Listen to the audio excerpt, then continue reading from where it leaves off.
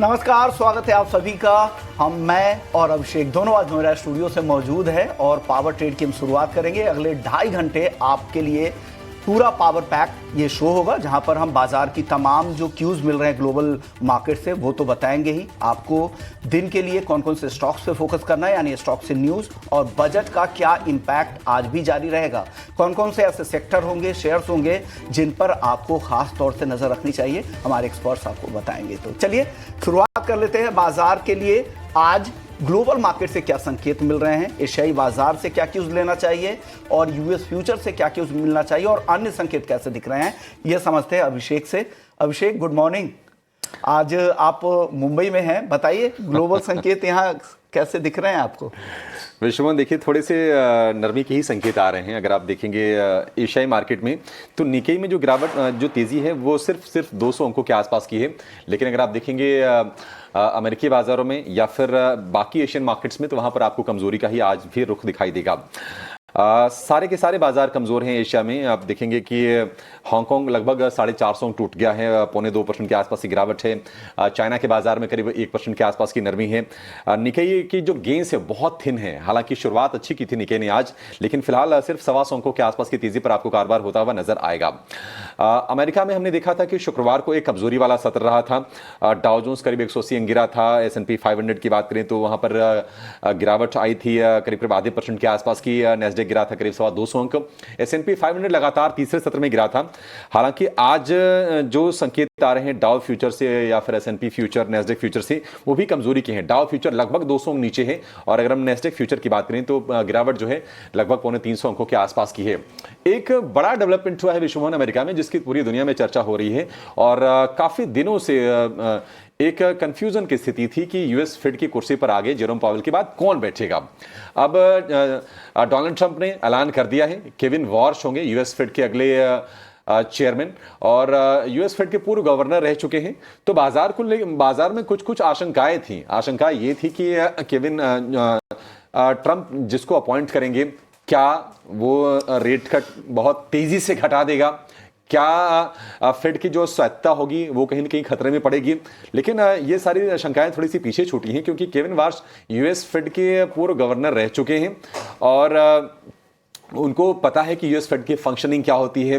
माना यह जा रहा है कि शॉर्ट टर्म में हो सकता है कि वो दरें घटाएं, जैसा कि ट्रंप चाहते हैं, थोड़ा कटौती तेजी से करें। लेकिन लॉन्ग टर्म में इस तरह की चीजें नहीं होंगी और फेड जिस तरह से अपने हिसाब से काम करता है, देश के इकोनॉमिक इंडिकेटर्स को देखते हुए, लेबर मार्केट को देखते हुए और ग्रोथ को बैलेंस, महंगाई और ग्रोथ को बैलेंस करता है, वो चीजें होती रहेंगी।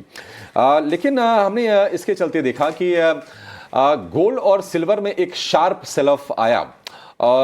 डॉलर ऊपर गया था और डॉलर के ऊपर जाने के चलते हमने देखा कि गोल्ड सिल्वर में भी थोड़ा क्या ज्यादा प्रेशर आया। चांदी तो एक दिन में करीब 30% टूट गई थी और 30% टूटने के बाद अभी भी हम देख रहे हैं कि चांदी के प्राइसेस पर आपको दबाव दिखाई देगा।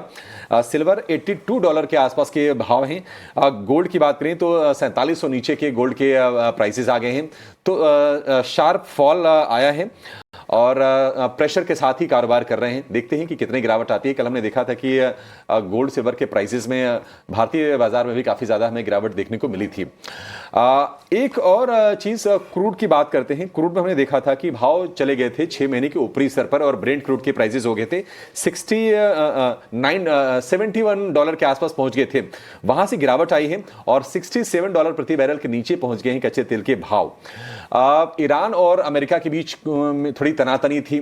ऐसा माना जा रहा था कि शायद अमेरिका वही एक्शन ले जो वेनेजुएला में उन्होंने किया और तख्ता पलट करने की कोशिश करे अमेरिका।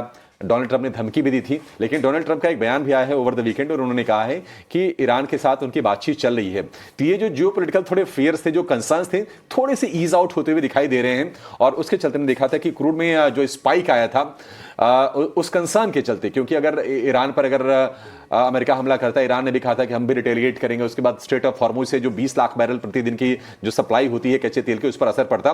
तो ये चीजें थोड़ी सी पीछे छूट रही हैं। तो कच्चे तेल में हम देख रहे हैं कि थोड़ी ऊपरी स्तरों से नरमी आ रही है और 3.5% के आसपास की गिरावट अभी दिखाई देगी। $67 प्रति बैरल के नीचे के प्राइसेस हैं। अन्य संकेतों की बात करें, डॉलर स्ट्रेंथन हो रहा है, उसी के चलते हमने देखा कि गोल्ड सिल्वर टूटे भी थे, 97 के ऊपर निकल गया है डॉलर इंडेक्स। और अगर हम यूएस के 10 ईयर की बॉन्ड यील्ड की बात करें तो वो है 4.25% के आसपास के। तो कुल मिलाजुला के जो संकेत हैं भारतीय बाजारों के लिए वो हम नेगेटिव तो नहीं कहेंगे, वो मिक्स साइड पर आपको नजर आएंगे। और गिफ्ट निफ्टी, हालांकि कल भारी गिरावट आई है भारतीय बाजारों में, लगभग 2% के आसपास निफ्टी टूट के बंद हुई है। निफ्टी बैंक में भी एग्जैक्टली 2% गिरावट रही है। आज गिफ्ट निफ्टी से तो मतलब कोई संकेत ही नहीं है, 10 अंक ऊपर गिफ्ट निफ्टी आपको दिखाई देगा।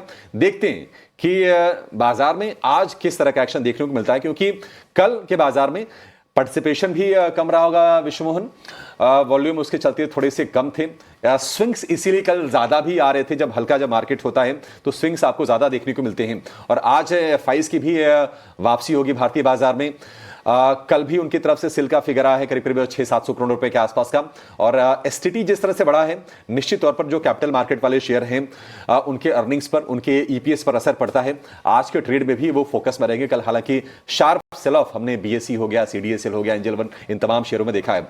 तो एक कॉशियस अप्रोच आज भी मुझे लगता है कि बाजार में रहेगा। और ये जो ग्लोबल क्यूज हैं वो भारतीय बाजार को अच्छे भी होते हैं तो शायद सपोर्ट करने का आज काम नहीं करते।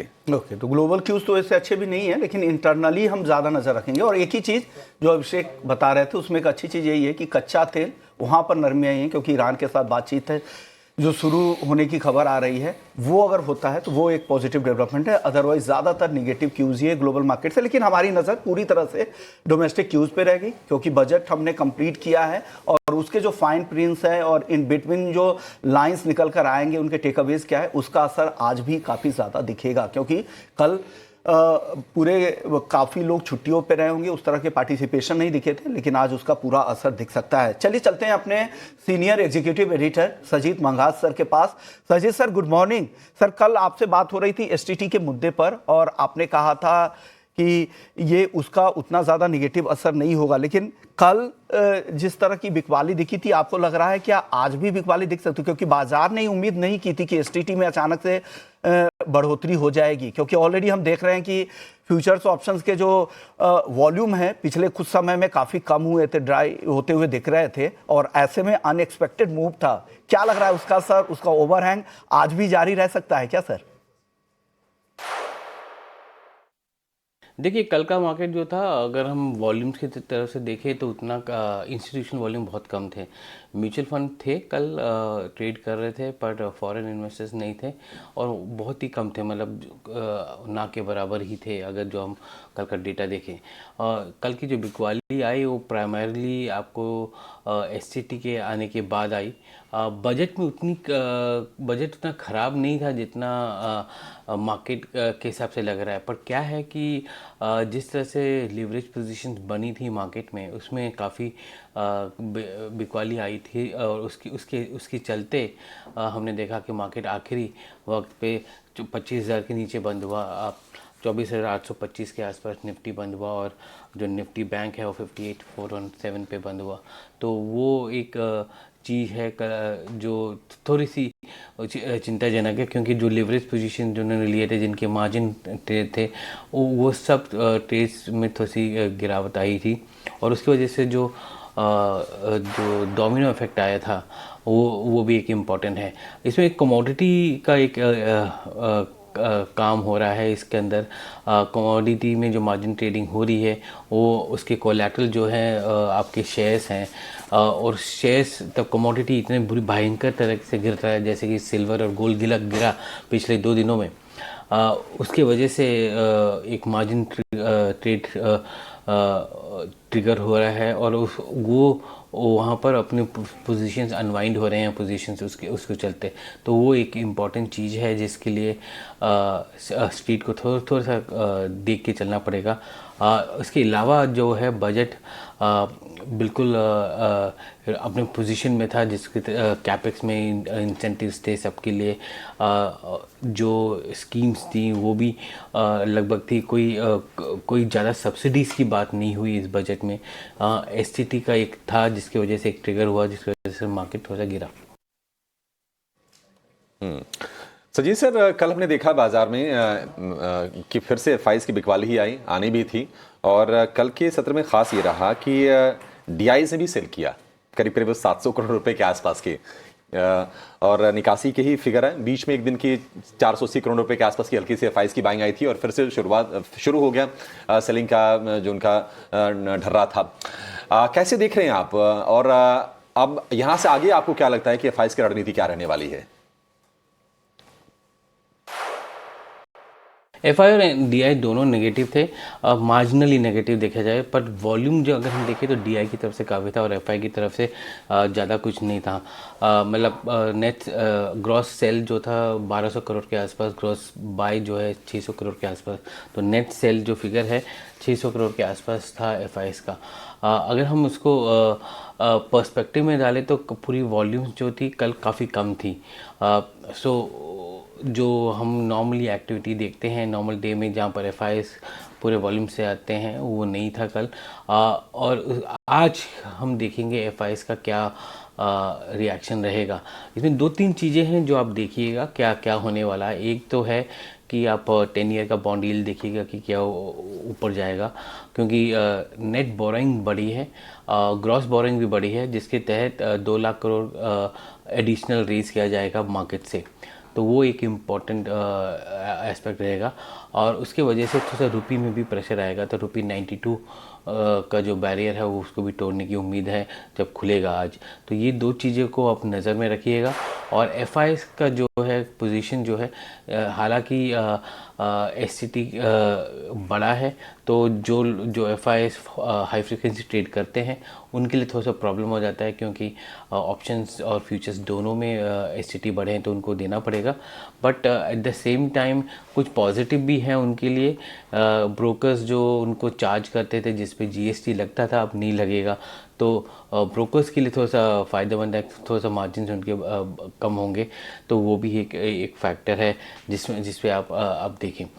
बट ओवरऑल सेंटिमेंट थोड़ा सा धीमा रहेगा। पब्लिक सेक्टर बैंक्स में थोड़ी सी नमी रहेगी, आपको एनबीएफसी में थोड़ी सी नमी रहेगी, क्योंकि थोड़ा सा मार्जिन कंप्रेशन आने की उम्मीद है वहाँ पर, क्योंकि रेट्स बढ़ जाएंगे, बोरोइंग रेट्स बढ़ जाएंगे, तो वो एक चीज़ है जिसको आप नज़र पे रखिएगा। तो फाइनेंशियल सर्विसेज आज थोड़ा सा नरम रहेगा। अगर हम फ्रेश बाइंग आती है तो वो दूसरी वो सेकेंड हाफ में आने की उम्मीद है, और वहाँ पर भी पॉलिसीज़ को लेकर होगी वो फ्रेश बाइंग, क्योंकि आपका जो कैपेक्स है वो 11.5% बढ़ रहा है। डिफेंस कैपेक्स जो है, कैपिटल आउटले है, वो 18% बढ़ा है, रेलवे 10% बढ़ा है, रोड 11% बढ़ा है। तो ये जो कैपेक्स का जो थीम है पिछले कुछ सालों से आ रहा है, वो थीम बरकरार है। तो उन स्टॉक्स में भी ज़रा नज़र पे रखिएगा। कल हमने डिफेंस स्टॉक्स को बहुत गिरते हुए देखा। शुरुआत में बजट से पहले 2% ऊपर थे और फिर बाद में लगभग 4% तक नीचे गए। तो ऑलमोस्ट 6% का जो वेरिएंस आया वो उसमें डिफेंस में थोड़ी बहुत आपको एक्टिविटी देखने को मिलेगी, पब्लिक सेक्टर बैंक्स में एक्टिविटी देखने को मिलेगी। तो एफआईएस का आज एफआईएस का असली ट्रेड होगा, बजट ट्रेड जिसको कहते हैं। और उसके साथ ही साथ एक कमोडिटीज़ का जो कंटैजियन है वो कितना बड़ा है वो आज पता चलेगा। अगर लोगों ने अपने प्राइमरी शेयर्स को मार्जिन कोलैटरल बना के फिर उससे मार्जिन ट्रेडिंग की है सिल्वर और गोल्ड 20 में, तो वो भी एक इम्पैक्ट देखने को मिलेगा। ओके सर, एक चीज़ और कि जो निफ्टी है वो सारे अपने अहम मूविंग एवरेजेस के नीचे ट्रेड कर रहा। कल के सत्र में तो काफ़ी ज़्यादा 6 साल की सबसे बड़ी बिकवाली हमने बजट के दिन में देखी। क्या लग रहा है सर, एफएनओ के संकेतों के देखते हुए निफ्टी और बैंक निफ्टी कैसा दिख रहा है आपको? जो एफएनओ ट्रेडर्स है उनके लिए क्या सलाह है?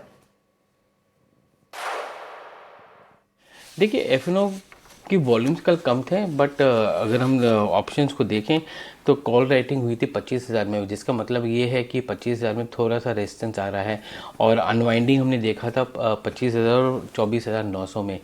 अगर आप बैंड को देखें तो 24,500 से 25,000 के बीच का बैंड है निफ्टी का, अनलेस मैसिव बाइंग आती है। निफ्टी पुट कॉल रेशियो भी लगभग 0.8 के आसपास है। और हमने कल देखा कि एफआईएस नेट शॉर्ट रहे दोनों इंडेक्स में, निफ्टी बैंक और निफ्टी फ्यूचर्स में। निफ्टी फ्यूचर्स में और थोड़ा सा ओपन इंटरेस्ट बड़ा एफआईएस का, वहाँ पर शॉर्ट्स तो थोड़े से बढ़े हैं, जो भी ट्रेड हुई है कल उसकी वजह से। बट निफ्टी बैंक में हमने देखा कि ओपन इंटरेस्ट घटा है। बट ओवरऑल अगर हम ओपन इंटरेस्ट का हम देखेंगे कैसे निफ्टी में गया, तो कल निफ्टी बैंक में हमने देखा 400 करोड़ का ओपन इंटरेस्ट गिरा था कल, और निफ्टी फ्यूचर्स में ऊपर गया था 280 करोड़ के आसपास। तो वॉल्यूम थोड़े शैलो वॉल्यूम थे कल एफ.एन.ओ मार्केट में, क्योंकि इंस्टीट्यूशनल प्ले तो था नहीं कल। म्यूचुअल फंड लिमिटेड रहते हैं और एफ.आई.एस नहीं थे, तो वॉल्यूम थोड़े कम थे। पर आज हमको काफ़ी वॉलीटिलिटी देखने को मिलेगी मार्केट में, जब एफ.आई.एस आएंगे और वो ट्रेड करना शुरू करेंगे बजट अनाउंसमेंट्स के बेसिस पे।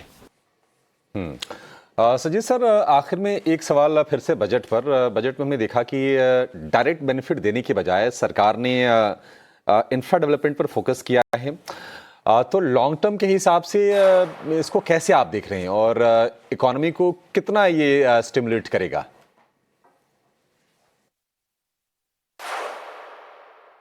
देखिए, दो चीज़ें हैं। एक तो उन्होंने वो अपना नॉमिनल जीडीपी ग्रोथ 10% बोला है।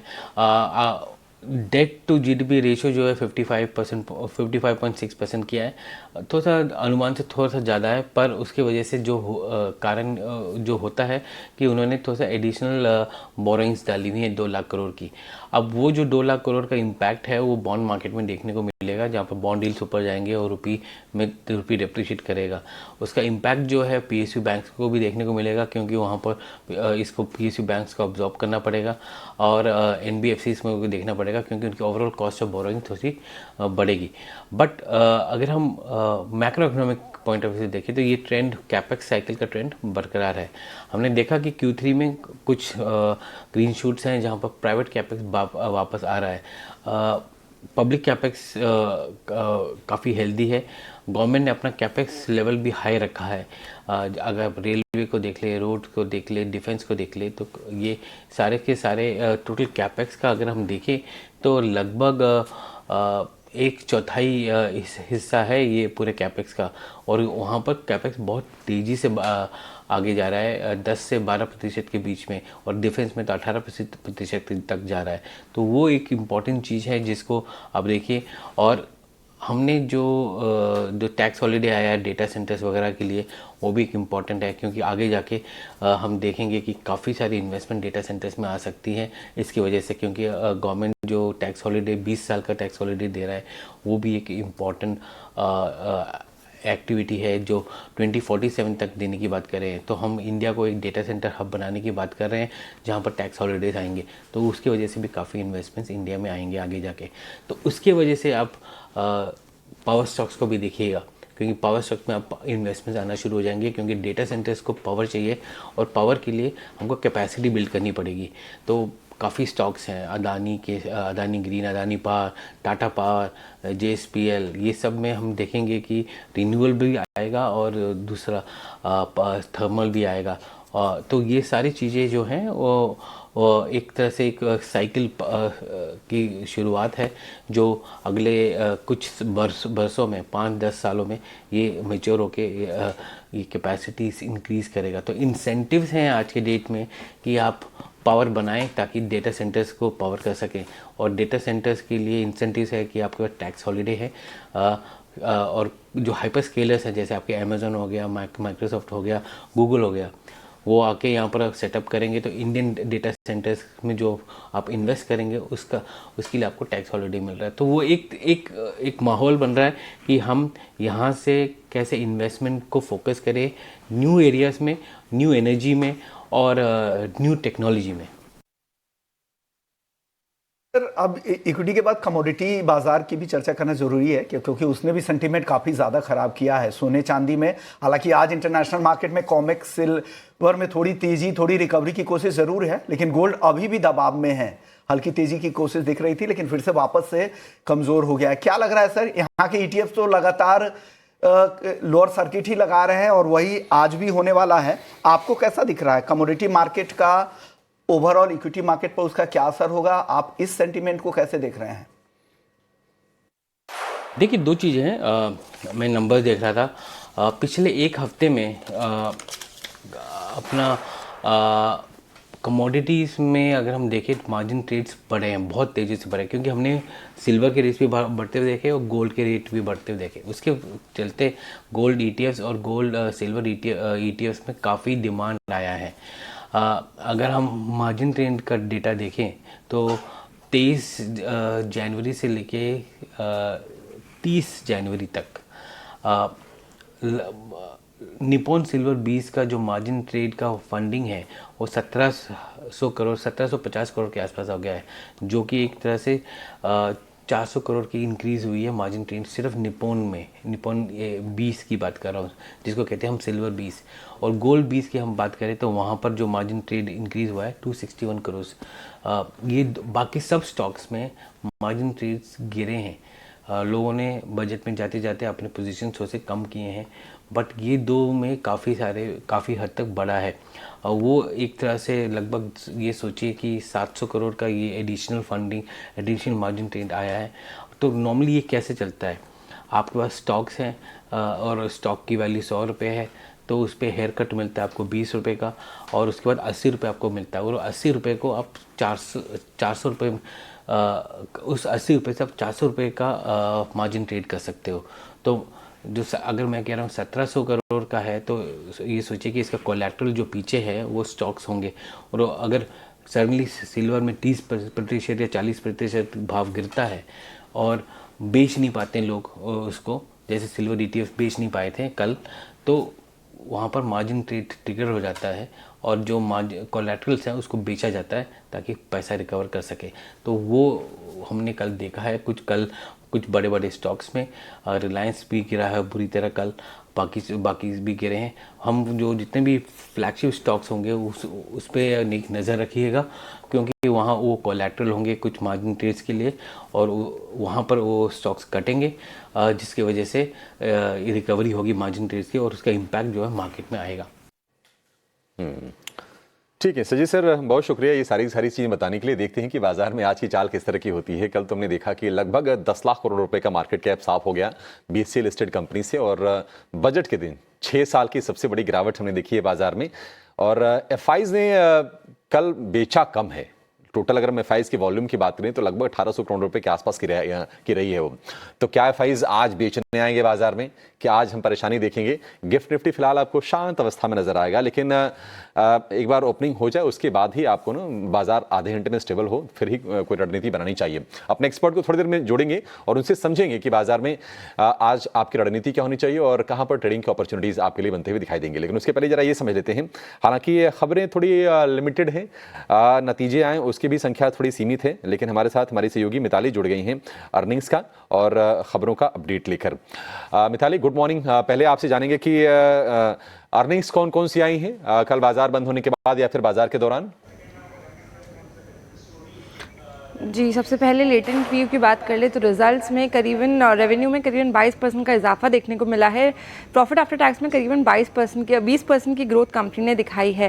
साथ ही आज यहाँ रखना होगा आपको फोकस, तो मॉयल लिमिटेड के यहाँ से खबर आती हुई नज़र आ रही है कि जो मैग्नीज ऑयल ग्रेड्स है वहाँ पे करीबन 5% सारे ही ग्रेड्स में इंक्रीज होता हुआ नजर आया, जो कि मॉयल लिमिटेड के लिए यहाँ पे एक अच्छी खबर है, तो इसे रखिएगा आज अपने रडार पे। साथ ही ब्लू स्टार की बात करें तो कंपनी के लिए नेगेटिव खबर है, क्योंकि उनका जो प्रोडक्ट इंस्टॉलेशन डेटा है वहाँ पे कुछ अनऑथोराइज एक्सेस कंपनी को आता हुआ नजर आ रहा है, जिसके कारण उन्होंने साइबर एक्सपर्ट्स की हेल्प ली है ये जांच करने में आगे। साथ ही आज ओखला इंडिया को भी रखेगा आज अपने रडार पे। कंपनी के लिए नेगेटिव खबर है, क्योंकि इनकी 2% इक्विटी का आज लॉक इन समाप्त होने वाला है, जिसके कारण थोड़ा प्रेशर बनता हुआ नजर आ सकता है। तो ये कुछ तमाम शेयर्स जिनको रखना चाहिए आज अपने फोकस में। मिताली बहुत शुक्रिया। तो खबरें भी जो आई हैं या फिर जो नतीजे भी आए हैं कोई बहुत बड़ी कंपनीज के नहीं आए हैं, उनका भाव दिखा है। देखते हैं कि आज के सत्र में नतीजों के चलते या फिर स्टॉक्स न्यूज़ के चलते कहां पर असर होगा, इनकी हम चर्चा करेंगे। एक एक करके सारे के सारे शेयर लेंगे अपने एक्सपर्ट से। फिलहाल एक बेहद छोटे से ब्रेक का वक्त हो गया है, आप हमारे साथ बने रहिए। ब्रेक के बाद एक्सपर्ट्स का बड़ा पैनल हमारे साथ होगा, आप कहीं जाएगा नहीं।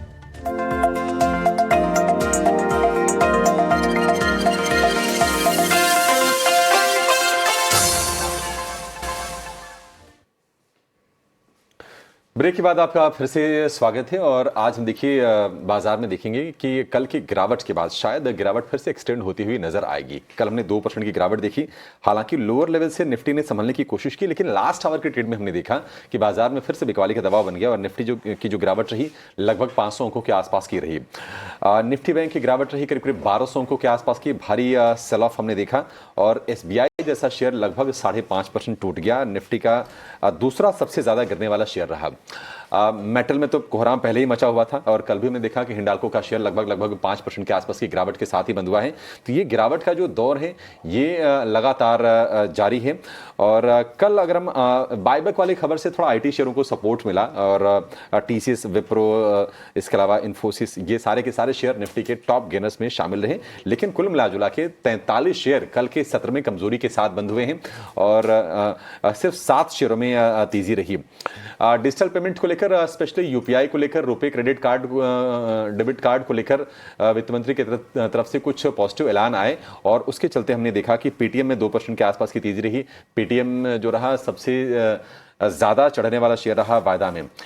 लेकिन कैपिटल मार्केट वाले शेयर STT जिस तरह से बढ़ाया वित्त मंत्री ने 0.02 से बढ़ाकर 0.05 जो किया, 2 गुने से भी ज्यादा की बढ़ोतरी कर दी, तो बाजार का कॉन्फिडेंस टूटा और निश्चित तौर पर वॉल्यूम पर असर तो उसका आएगा ही आएगा। हमने देखा कि एंजल वन करीब 9% टूट गया।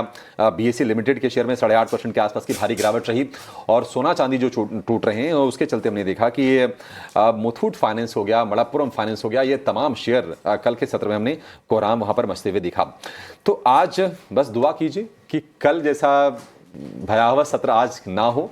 हालांकि एक रिस्क जरूर है कि FIIs की कल की जो सेलिंग रही है वो क्वांटम बहुत छोटा रहा है, 600 करोड़ रुपए के आसपास का ही क्वांटम रहा है और FIIs की तरफ से पार्टिसिपेशन भी कम था।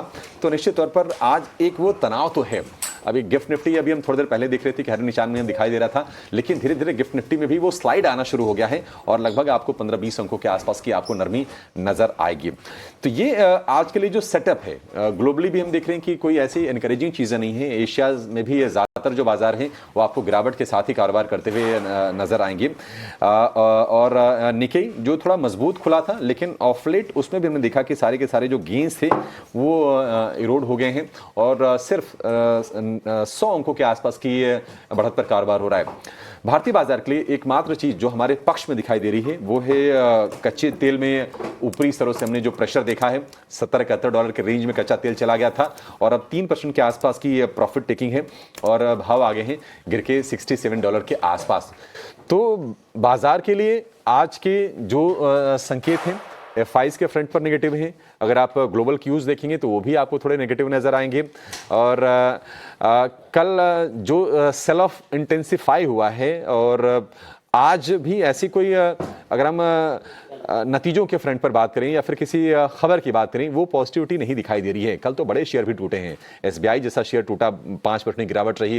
रिलायंस जैसा शेयर जहां पर हम देख सकते हैं कि 1400 रुपए के ऊपर जाकर थोड़ा सा संभालने की कोशिश कर रहा था। रिलायंस की भी जो गिरावट रही वो हो गई है 3.5% के 3% के आसपास की गिरावट रही रिलायंस के शेयर में कल और 1350 रुपए के आसपास के प्राइसेस हमने देखे, 1342 रुपए 80 पैसे टू बी प्रिसाइज। तो क्या बड़े शेयर क्या छोटे शेयर, बाजार में कल हमने चौतरफा कोहराम मचते हुए देखा है और बाकी सारी चीजें ठीक थी बजट में। अगर आप देखेंगे लॉन्ग टर्म का विजन तो सरकार का ठीक दिखाई दे रहा है, लेकिन ये कैपिटल मार्केट को लेकर, रिटेल ट्रेडर्स को लेकर जो थोड़ी सख्ती की गई है वो रास नहीं आया है और केपेक्स के आंकड़े को, वित्तीय घाटे के आंकड़े को, सारे जो अच्छे आंकड़े थे बाजार ने उसको कहीं ना कहीं नजरअंदाज किया है और कल हमने 6 साल की सबसे बड़ी गिरावट देखी है। तो चलिए आज आपकी रणनीति क्या होनी चाहिए ये जरा विस्तार से समझते हैं और जहां पर भी आपके लिए मौके बनेंगे तेजी के भी, वो भी आपके सामने हम जरूर रखेंगे।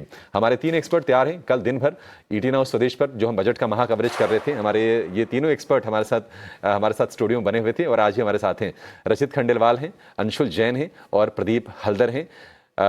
आप तीनों का बहुत शुक्रिया एक बार फिर से। रचित जी, कॉन्फिडेंस थोड़ा सा लूज हुआ है?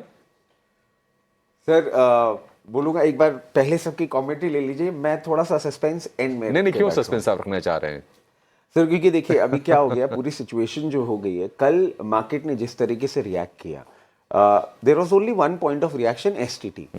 अब सर एक चीज हमें इसमें समझनी होगी कि एसटीटी को, जिसको हमने इतना बड़ा हुआ बना दिया, आप उसको थोड़ा सा अगर और डीप डाउन स्टडी करेंगे, वो एक्चुअल में आप क्लेम कर सकते हैं अपने प्रॉफिट्स में। तो एसटीटी जो आपका एक सिस्टम में जा रहा है, axis payment, if you are a pro trader and you are making money, तो डेफिनेटली आप फिर अपने टैक्स उसमें से क्लेम कर सकते हैं। तो जितना बड़ा हमने उसका हुआ बना दिया पूरा का पूरा एसटीटी की, नहीं नहीं ये तो एक प्रॉब्लमैटिक सिचुएशन हो गई है, yes there is an increment in the tax, but there is a way out to it as well. और जिस तरीके से हम देखते हैं बड़े एचएनआई ट्रेड्स होते हैं, टॉप ट्रेड्स होते हैं, ये यूजुअली सारा का सारा अपना जो इनका सिस्टम सेटअप है, मतलब मैं समझता हूँ रिटेल में जरूर कुछ कुछ लोग होंगे जो नहीं समझते होंगे उसको क्लेम कैसे करना है। तो रचित जी देखिए, दरअसल हुआ ये कि सेंटिमेंट के लिहाज से चीजें ज्यादा नेगेटिव हो जाती हैं, और चूंकि बाजार कमजोर है, अभी हम देख रहे हैं कि अलग अलग मुसीबतें हैं। हम तो उम्मीद करके ये चल रहे थे ना कि शायद एसटीटी हट जाए, मतलब बाजार तो यही एक्सपेक्ट करता है कि अच्छा या तो आप एसटीसीजे लगा लो या फिर एसटीटी लगा लो, दोनों में से एक रखो। अब ये तमाम चीजें हैं, तो ये टैक्स का जो जंजाल है ना, ये शायद चीजें पसंद नहीं आ रही। आज मुझे नजर है एफआईज पे कि वो क्या करेंगे आज, कल तो बहुत ही क्वांटम छोटा रहा है। तो प्रदीप आप जरा बताइए कि आपका सेंस क्या कहता है कि बाजार में आज करना क्या चाहिए, कैसे पोजीशन करें? देखिए sir, first of all good morning everyone. So देखिए, मुझे लगता है कि कल जिस तरीके से 24,600 के नीचे एक बार मार्केट आया था, अब हमने देखा क्लोजिंग होते होते एक बार फिर से 25,000 के नीचे क्लोजिंग हो गया। सो मुझे लगता है कि 24,950 25,000 अगर जब तक इसके ऊपर सस्टेन नहीं होता है ना, कुछ भी लॉन्ग पोजीशन नहीं होना चाहिए। क्योंकि अगर हम देखेंगे आज से 2 हफ्ता पहले से निफ्टी का सपोर्ट एग्जैक्टली 24,930 24,900 के आसपास था, जो कि कल का क्लोजिंग उसके नीचे ही आया है। सो मुझे लगता है कि एक बार वेट करना चाहिए, थोड़ा आधा घंटा देखेंगे, 15-20 मिनट देखेंगे, एक बार झटका और लगेगा। पॉसिबल है, बिल्कुल पॉसिबल है, क्योंकि कल तो एफआईआई उनका कुछ रिएक्शंस नहीं आया था, संडे था। तो आज एक बार अगर 25,000 के ऊपर सस्टेन होता है by chance, then we should think. लेकिन अभी मैं मतलब उतना पॉजिटिव हो नहीं पा रहा हूँ, सिचुएशन जितना खराब हुआ है। कॉशियस रहिए आप। गिफ्ट निफ्टी भी हमारा इंडिकेटर है, अपना घरेलू इंडिकेटर गांधीनगर से, और देखिए स्लाइड थोड़ा थोड़ा करके ना बढ़ रहा है। अंशुल जी आपका व्यू मार्केट को लेकर? तो देखिए, निफ्टी के फ्रंट पे आपको थोड़ा बहुत बाउंस बैक मिल जाएगा, लेकिन जो ब्लड बात आई है कल मिड कैप और स्मॉल कैप में, वो बहुत ज़्यादा, मतलब ये कहेंगे कि बहुत ज़्यादा खराब स्थिति में आ गए हैं, और ये खराब स्थिति अब अगले 1-2 महीने आगे चलेगी। जैसे रचित भाई ने बताया कि एसटीटी आप क्लेम जरूर कर सकते हैं, बट हम उम्मीद कर रहे थे कि हमको आइसक्रीम मिलेगी। आपने जेब से ही पैसा छीन लिया है, तो अब जो पैसा ले जाके खरीद भी सकते थे वो भी आपने जेब से निकाले। सेंटीमेंट इतना खराब हो गया ना कि आप नमक 100 रुपए किलो बिक गया अफवाह में, तो सेंटिमेंटल है, बाजार ने सेंटीमेंट नेगेटिव कैच कर लिया, तो अब वो 2-3 महीने उसको खींचता रहेगा कि नेगेटिव है, नेगेटिव है, नेगेटिव है। और मिड कैप स्मॉल कैप जब तक नहीं संभलते हैं तब तक बाजार में पैसा नहीं बनता, क्योंकि मेजॉरिटी ऑफ एसआईपी और ये सब मिड कैप स्मॉल कैप में जाती है। तो सेंटीमेंट नेगेटिव है, सेल साइड में आपके सौदे ज्यादा होने चाहिए। नेगेटिव है। चलिए, हमारे साथ 2 और मेहमान हैं, गौरांग शाह भी हैं और साथ साथ सौमिल मेहता भी है। Gaurang sir good morning. आपके साथ मैं शुरुआत करूंगा। हालांकि ये जो चिंता आई है, एसटीटी का जो बम फटा है, उससे बाजार में चिंता थोड़ी ज़रूर है, लेकिन दूसरी तरफ जो इंडिविजुअल जो एफआईआईज है, जो फॉरेन इन्वेस्टर है या एनआरआई है, जो उनकी लिमिट को, उनके इन्वेस्टमेंट की लिमिट को डबल कर दिया गया, 5% से बढ़ाकर 10% कर गया, जो लॉन्ग टर्म इनफ्लोज के लिहाज से पॉजिटिव है। आप इस बजट को कैसे देख रहे हैं बाजार के लिहाज से? बहुत बहुत धन्यवाद विष्णु मोहन जी, इस मंच पर आमंत्रित करने के लिए। ईटी नाउ स्वदेश के सभी दर्शकों को और आप सभी को सादर प्रणाम और शुभ प्रभात हमारे तरफ से।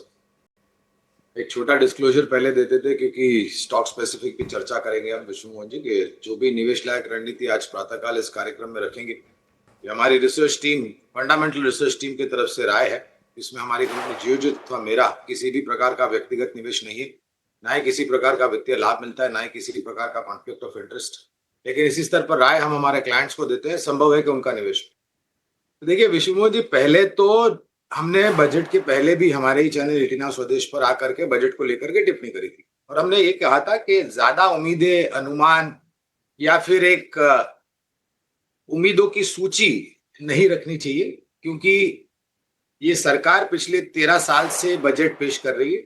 माननीय वित्त मंत्री जी पिछले 9 बजट पेश कर रही थी और हमने ये स्पष्ट रूप से कहा था कि विकास, विकसित भारत और आत्मनिर्भर भारत का बजट होना चाहिए, जहां पर हमारी आत्मनिर्भरता कम हो, विदेशों के ऊपर जो आत्मनिर्भरता है वो, रोजगार खड़ा करने का एक प्रयास हो, लोगों के जेब में खर्च करने लायक थोड़ी ज्यादा पूंजी जाए, वैसा बजट हो। और सबसे प्रथम स्तर पर आएगा वित्तीय अनुशासन। मैं बिल्कुल निराश नहीं हूं कल के बजट से। ये एसटीटी का बढ़ावा जो किया है 0.02 से 0.05, ये कारोबारी को अगर कुछ असर पड़ता है तो ठीक है, वरना मैं नहीं मानता कि निवेशकों के लिए ये किसी भी प्रकार का, क्योंकि ये जो एसटीटी की बढ़ोतरी की गई है, जहां तक मेरी समझ और जानकारी है, ये एफएनओ और यानी फ्यूचर्स और ऑप्शंस के लिए की गई। निवेशकों के लिए मेरे ख्याल से घबराने लायक ऐसा कुछ भी नहीं था कल बजट में, जहां पर किसी भी नकारात्मक परिस्थिति माननीय वित्त मंत्री जी ने खड़ी करके दी है। विकसित भारत, आत्मनिर्भर भारत का बजट था और एक कंटिन्यूटी जो थी पिछले 9 साल से या 13 साल से, जो ये सरकार सोच और विचारधारा से आगे बढ़ रही थी, उसी पर खरा उतरा है ये बजट। देखिए, ये एसटीटी, कल विदेशी संस्थागत निवेशकों की छुट्टी थी, स्थानीय संस्थागत निवेशकों की भी छुट्टी थी। अब ये कल रविवार था, आज सोमवार है, हफ्ते का पहला दिन।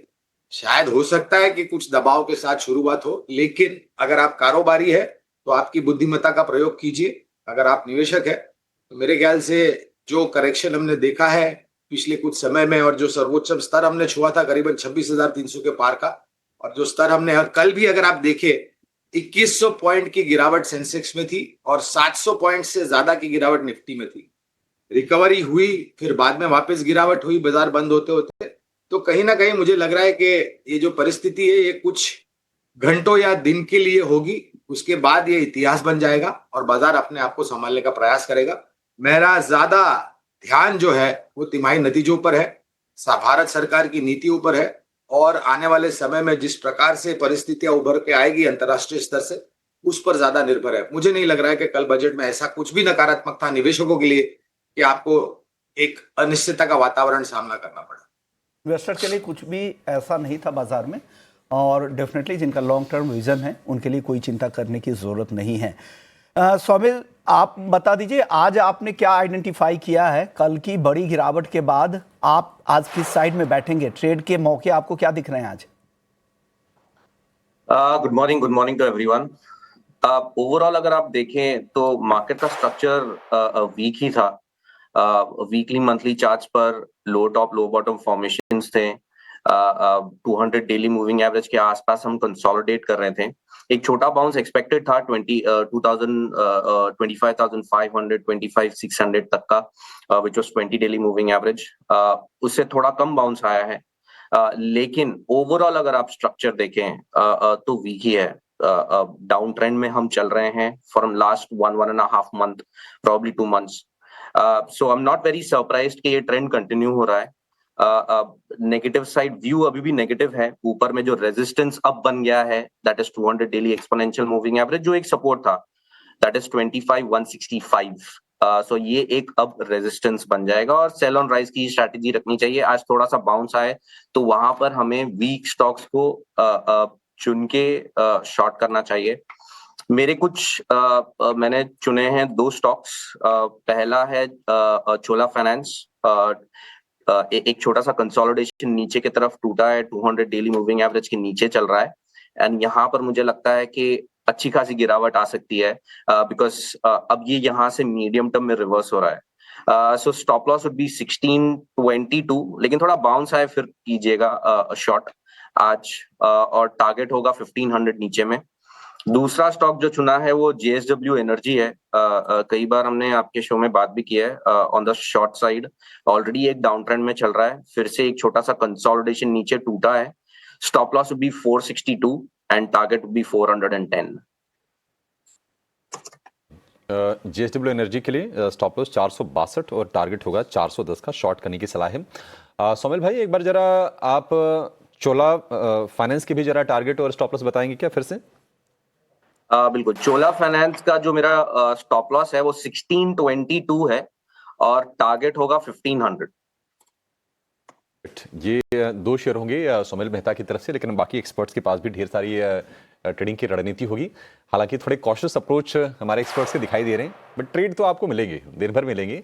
और देखिए क्या है ना कि अब एसटीटी वगैरह लग तो गया है, बढ़ गया है, अब लोग कितने दिन याद रखेंगे? ऐसा तो नहीं है कि नहीं एसटीटी के डर से लोग बाजार छोड़ के चले जाएंगे, ट्रेड करने तो आएंगे। तो ये कि हाँ ये एक दो दिन की हो सकता है बिकवाली आए, फिर से बाजार में उठती हुई आपको दिखाई देगी निश्चित तौर पर, इसमें कोई दो राय नहीं है। हालांकि कल हमारी बातचीत हो रही थी, एचडीएफसी सिक्योरिटीज़ के एमडी एंड सीईओ धीरज रेली हमारे साथ थे और उनका ये कहना था कि वॉल्यूम पर 20 से 30% के आसपास का इम्पैक्ट आ सकता है। कुछ और मार्केट पार्टिसिपेंट से आज हम बातचीत करेंगे दिन के दौरान और समझने की कोशिश करेंगे कि क्या वॉल्यूम सच में इतना इम्पैक्टेड होगा। लेकिन हमारे एक्सपर्ट्स रेडी हैं। शुरुआत कर लेते हैं। रची जी, आपसे बताइए आज के लिए आपकी ट्रेडिंग रिकमेंडेशन। सर आज के लिए देखिए जिस तरीके से कल अनाउंसमेंट्स आए थे और एआई डेटा सेंटर, तो अगेन एक बहुत सेफ बेट जो मुझे दिख रही है, जो मैं समझ पा रहा हूँ, जिस पे हमें आज थोड़ा फोकस करना चाहिए, वो होगा अनंतराज। अनंतराज करंट लेवल्स पे अट्रैक्टिव लग रहा है। ये बात ज़रूर है कि आज आपको ड्यूरिंग द डे मॉर्निंग में थोड़ा सा सेलिंग प्रेशर देखने को मिल सकता है, but I believe second half में एफआईएस की तरफ से भी एक शॉर्ट कवरिंग मूवमेंट आना चाहिए जो मार्केट को स्टेबल करेगा। तो 531 लेवल्स पे अट्रैक्टिव लग रहा है। स्टॉप लॉस 488 का लेके चलेंगे, टारगेट 564 एंड 598। 598 के टारगेट को अचीव करने में आपको एक फोर्टनाइट का टाइम लग सकता है। उसके साथ साथ हम ओवर रिएक्शन एक और सेक्टर में करके चले गए। फाइन प्रिंट जब हमने पढ़ा तो हमने देखा इतनी भी खराबी नहीं थी, जो कि था अभिषेक सर आप तो समझेंगे डिफेंस। और डिफेंस में कल भी हमने बहुत बातचीत करी और एचएल अट्रैक्टिव लग रहा है इस करेक्शन के बाद। 4376 लेवल्स पे है, 4260 के स्टॉप लॉस के साथ 4460 एंड थोड़ा सा टाइम देंगे तो 4580 लेवल्स लगता है। जैसे जैसे मार्केट संभलेगा और समझेगा, ये दोनों स्टॉक्स पॉजिटिव साइड मूव चालू करने चाहिए। नहीं, दोनों स्टॉक आपके बहुत अच्छे हैं रची जी, हिंदुस्तान एरोनॉटिक्स। हालांकि कल शेयर टूटे हैं, बीएल एचएल तमाम शेयर हमने देखा कि 5% के आसपास की या फिर उससे ज़्यादा की गिरावट आई और इंट्राडे के दौरान जो निफ्टी का डिफेंस इंडेक्स था वो भी 6% नीचे था। हल्की फुल्की लोअर लेवल से रिकवरी आई थी, लेकिन ये है कि इसमें मतलब एलोकेशन फिर भी 15% बड़ा है, कम नहीं है, थोड़ा उम्मीद से कम है। अब उसमें लोगों ने फाइन प्रिंट उसके पढ़े, अंदर जाके पढ़े तो देखा कि अच्छा 20% तो वो पेंशन पे जा रहा है, लेकिन ठीक है, सरकार के फोकस वाला एरिया है और लॉन्ग टर्म स्ट्रक्चर को लेकर कोई प्रॉब्लम है नहीं। तो ये दो शेयर अनंतराज हो गया, एचएल हो गया रची जी की तरफ से। अंशुल जी आप बताइए, आप भी क्या थोड़ा सा ऐसे जहां पर सेफ्टी नेट ज्यादा है उनकी तरफ फोकस करेंगे?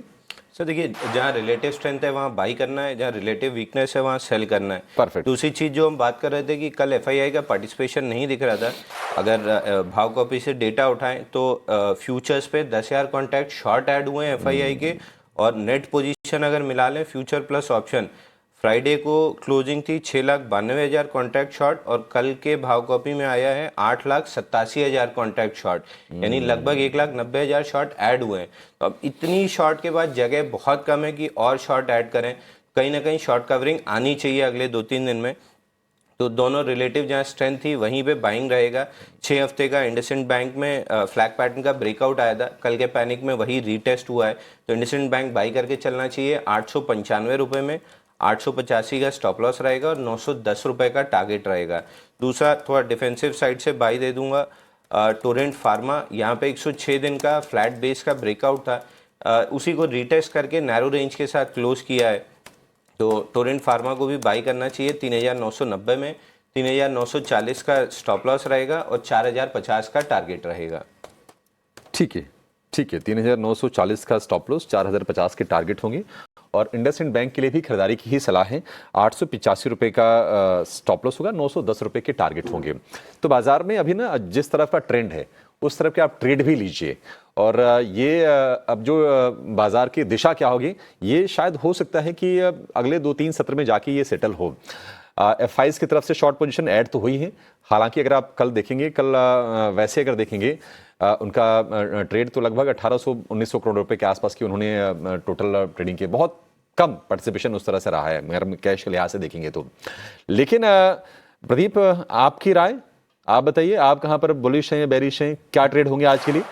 जी, बिफोर द ट्रेड मेरा डिस्क्लेमर है कि जितने भी स्टॉक्स को लेके मैं बात करने वाला हूँ, कोई भी स्टॉक्स में मेरा या कंपनी का कोई भी पोजीशन नहीं रहता है, नो कन्फ्लिक्ट ऑफ इंटरेस्ट। और एक बार पर्सनल एडवाइज़र से भी सलाह लेने का एडवाइस ही रहेगा। सो देखिए, कॉल तो मैं रचित जी से बात नहीं किया था, लेकिन मेरा भी कॉल अनंत राज ही है। सो मैंने पीसीआर टीम को नहीं भी नहीं, दे दिया था। आपकी नहीं, मुझे लगता है कि 50% लोगों की होगी अनंतराज। जी, देखिए मुझे लगता है कि अनंतराज बाई करना चाहिए। अभी जिस तरीके से हमने देखा, टॉप से भी ऑलमोस्ट लगभग अभी भी 35% के आसपास अभी नीचे ही है, 531 के आसपास का प्राइस है। मुझे लगता है कि करेंट जोन से बाई करना चाहिए। टारगेट रहेगा, पहला target almost 585 and second target मुझे लगता है कि अगर आप थोड़ा एक महीना भी टाइम देते हो, 1 से 1.5 महीना, तो 650 सेकंड टारगेट के लिए आपको बाई करना चाहिए। स्ट्रिक्टली स्टॉप लॉस आपको 475 के आसपास मेंटेन करना है। और जो मेरा दूसरा ट्रेड रहेगा वो रहेगा पीएफसी। सो मुझे लगता है कि पीएफसी भी अभी अच्छा एक वैल्यूएशंस के आसपास है, और धीमे धीमे जिस तरीके से एक बेस फॉर्मेशन हो रहा है 381 के आसपास है, मुझे लगता है कि करेंट जोन से ही बाई कर लेना चाहिए। 392 का रहेगा फर्स्ट टारगेट, सेकंड टारगेट यहाँ पे 425 होना चाहिए। स्ट्रिक्टली स्टॉप लॉस आपको 364 के आसपास मेंटेन करना चाहिए। दोनों स्टॉक्स में ही फंडामेंटल बहुत ही बढ़िया व्यू निकल के आ रहा है, और टेक्निकली भी जिस तरीके से बेस फॉर्मेशन हुआ है, मुझे लगता है कि अगर एक महीने का भी अगर हम टाइम देंगे तो यहाँ से एक अच्छा खासा रैली हमको देखने को मिल सकता है। ओके, तो ये सर एक बार टारगेट फिर से आप बता दीजिएगा, टारगेट क्या थे इसके? पीएफसी का? नहीं, बीएल के। मेरा बीएल का तो कॉल नहीं था। ओके, पीएफसी का था। पीएफसी, तो पीएफसी के टारगेट और स्टॉप लॉस बता दीजिएगा। पीएफसी का 392 एंड 425। ओके, 392 का स्टॉप लॉस और 425। नहीं, 392 425 का टारगेट, 364 का रहेगा स्टॉप लॉस। ओके, 364 है स्टॉप लॉस और 392 और 425 आपका दो टारगेट है पीएफसी को लेकर। चलिए कुछ और स्टॉक्स पे चर्चा कर लेते हैं। बजट में जिस तरह से शेयर्स बायबैक के टैक्सेशन को लेकर एक रिलीफ मिला है, और जो पहले इसे डिविडेंड के तौर पे ये किया जाता था, अब वापस से इसे कैपिटल गेन के तौर पे देखा जाएगा। आईटी कंपनी के लिए राहत ही कल हमने देखा भी था कि आईटी स्टॉक्स में थोड़ी राहत मिली थी। गौरांग सर से समझ लेते सर, आईटी स्टॉक्स को लेकर आपकी राय क्या बन रही है सर? तो विश्वमोहन जी, जब ये घोषणा कल माननीय वित्त मंत्री जी से नहीं भी हुई थी, और पिछले साल जब अप्रैल से वो टैरिफ की घोषणा माननीय राष्ट्रपति श्रीमान डोनाल्ड ट्रंप साहब अमेरिका के जो घोषणा की थी, तब से लेकर के काफी लोग आपको, और उसके पहले भी काफी लोग आपको आईटी क्षेत्र से दूर रहने की राय दे रहे थे, लेकिन हमारी सोच और विचारधारा विपरीत थी। हमें लग रहा था कि कठिन समय बिल्कुल है, परिस्थितियां थोड़ी कमजोर हैं, और उन सब चीजों के आधार पर शायद हो सकता है छोटी मध्यम अवधि में आईटी क्षेत्र की कंपनी के नतीजे थोड़े बहुत नकारात्मक आए। लेकिन वास्तविकता से जब हम अवगत हुए तो हमने देखा कि नतीजे इतने खराब भी नहीं थे, बल्कि मैं ये कहूंगा कि थोड़ी बहुत कंपनियों में उम्मीद से बेहतर नतीजे थे। तब भी निवेश की राय थी, आज की तारीख में भी निवेश की राय है, जहां पर, और आईटी क्षेत्र में विश्वमोहन जी हमने तीनों जगह पर ध्यान दिया है, छोटी, मझौली और दिग्गज कंपनियों पर। एक सूची आपके दर्शकों की सोच और समझ को सरल करने के लिए आपके सामने रखने का प्रयास करता हूँ। छोटी कंपनियों में सायंत लिमिटेड और केपीआईटी टेक्नोलॉजीज है। मझौली या फिर मझौली से दिग्गज कंपनियों के बीच की अगर आप बात करें तो एम्फेसिस है, एल&टी टेक्नोलॉजीज, एलटीआई माइंडट्री है। दिग्गजों में चारों नाम खरीदारी की सूची में है, Tech Mahindra, HCL Tech, Infosys और टीसीएस। मेरी राय ये भी होगी इसके साथ साथ विश्वमोहन जी कि अगर आप आखिरकार सोच समझकर थोड़ा बहुत अभ्यास करके निर्णय लेते हैं निवेश करने के लिए, तो आईटी क्षेत्र में आपकी निवेश की जो समय सीमा है वो कम से कम 1.5 साल या उससे थोड़ी बहुत अधिक होनी चाहिए, क्योंकि इन सब परिस्थितियों से बेहतरीन तरीके से उभरने के लिए थोड़ा समय लगेगा। तो और इस तरह से शुरुआत कीजिए और गिरावट पर जोड़ दो। तो ये कुछ नाम भी इन्होंने बता दिए हैं गौरांग सर ने, और इस पर आप नज़र भी रख सकते हैं। तो आईटी को लेकर आपको लग रहा है कि थोड़ा सा वक्त देना पड़ेगा, हमारे एक्सपर्ट्स यही कह रहे हैं, लेकिन यहाँ पर इन्वेस्टमेंट के लिए आप यहाँ पर देख सकते हैं। और एक बड़ा डेवलपमेंट भी था, क्योंकि डिविडेंड के तौर पे फिर आपके टैक्स ब्रैकेट में इसे शामिल कर लिया जाता था। अगर 30% के हिसाब से टैक्स लगता था, कैपिटल गेन में शामिल हो गया है तो आपको 12.5% टैक्स लगेगा। तो एक बड़ी राहत थी, और इस लिहाज से, और आईटी कंपनियां खास करके बाईबैक सबसे ज़्यादा यहीं पे होता है, क्योंकि इनके बैलेंस शीट में कैश है, रिसर्च पे कम, ये बाईबैक पे ज़्यादा ध्यान देती है हमारी कंपनियां। चलिए वापस से लौटते कुछ ऐसे स्टॉक्स पर जो 200 डीएमए के नीचे कल फिसल गए थे। इसमें एक टॉरेंट पावर का भी नाम है। ये कल यहाँ पे 1297 के आसपास की क्लोजिंग दिखी थी। 200 डीएमए है 1350 के आसपास। स्वामी जी, आप 200 डीएमए को काफी क्लोजली ट्रैक करते हैं, क्या राय है टॉरेंट पावर को लेकर? कल काफी ज्यादा पिटाई हुई थी, 6.5% गिर गए थे। आज और गिरावट बढ़ सकती है क्या? टोरंट पावर एक डाउन ट्रेंड में है। कुछ समय से ये यहाँ पर कंसोलिडेट कर रहा था in the last couple of months. अगर आप देखें तो 1400 के आसपास, 1400 1420 के आसपास रेजिस्टेंस भी है, तो उसके ऊपर जाने में दिक्कत है। 200 डेली मूविंग एवरेज के नीचे चल रहा है, of course short term averages के नीचे है, but I would wait to go short now from here. नीचे में 1267 1265 के आसपास का स्ट्रॉन्ग सपोर्ट है। जब उसके नीचे क्लोजिंग आ जाए तब मुझे लगता है कि that will be the right time to go short on the stock. और यहाँ पर नीचे में मुझे लगता है कि कम से कम 1180 1190 के आसपास के टारगेट्स आ सकते हैं। So wait for the breakout on the down side और उसे शॉर्ट करने की कोशिश करें। नीचे में 1200 के आसपास के टारगेट्स मिलेंगे and you would be negative on this. तो ये टोरेंट पावर को लेकर ये नजरिया आपने दे दिया है, लेकिन आज हुंडई के नतीजे भी आने वाले हैं तीसरी तिमाही के, और कल तो यहाँ पर गिरावट दिखी थी, लेकिन नतीजों को लेकर अनुमान यही लगाया जा रहा है कि रेवेन्यू में अच्छी ग्रोथ दिख सकती है, करीब 8% के आसपास की, और वॉल्यूम में भी 2 से 3% के इजाफे की उम्मीद हो रही है, क्योंकि जिस तरह के प्रोडक्ट मिक्स है और ख़ास करके हायर साइड पे एसयूवी और डीजल का जो पावर ट्रेन है उनका फ़ायदा डेफिनेटली इनको मिलेगा, और साथ ही जो ज्योग्राफिकल इनका जो डाइवर्सिफिकेशन है उसका भी फ़ायदा यहाँ पे मिलेगा। हुंडई मोटर को लेकर अंशुल जी, क्या मौका है क्या? कल की गिरावट के बाद आज कुछ रिकवरी की उम्मीद आपको चार्ट पे लग रही है क्या? बिल्कुल बाउंस बैक करना चाहिए। 4 महीने से लगातार गिर रहा है, 26.87% करेक्ट हो चुका है, तो एक बाउंस बैक 2250 2260 की जोन तक जरूर आना चाहिए, जहां से ब्रेकडाउन बना था उसको अगर रिक्लेम करता है तो वापस से स्टॉक अप ट्रेंड में चला जाएगा, और नहीं करता है तो फिर वापस वहां से सेलिंग आएगी। बट एक बाउंस बैक 2243 प्रिसाइसली यहाँ तक बनता है। ओके, 2240 के आसपास, 42 के आसपास, यानी यहाँ से करीब करीब 65 रुपए के आसपास की रिकवरी आप यहाँ पर देख रहे हैं हुंडई मोटर्स इंडिया को लेकर। चलिए, वक्त है ब्रेक का। ब्रेक के बाद जब लौटेंगे तो मार्केट लाइव की शुरुआत करेंगे और प्री ओपनिंग ट्रेड की तरफ बढ़ते हैं। चलो।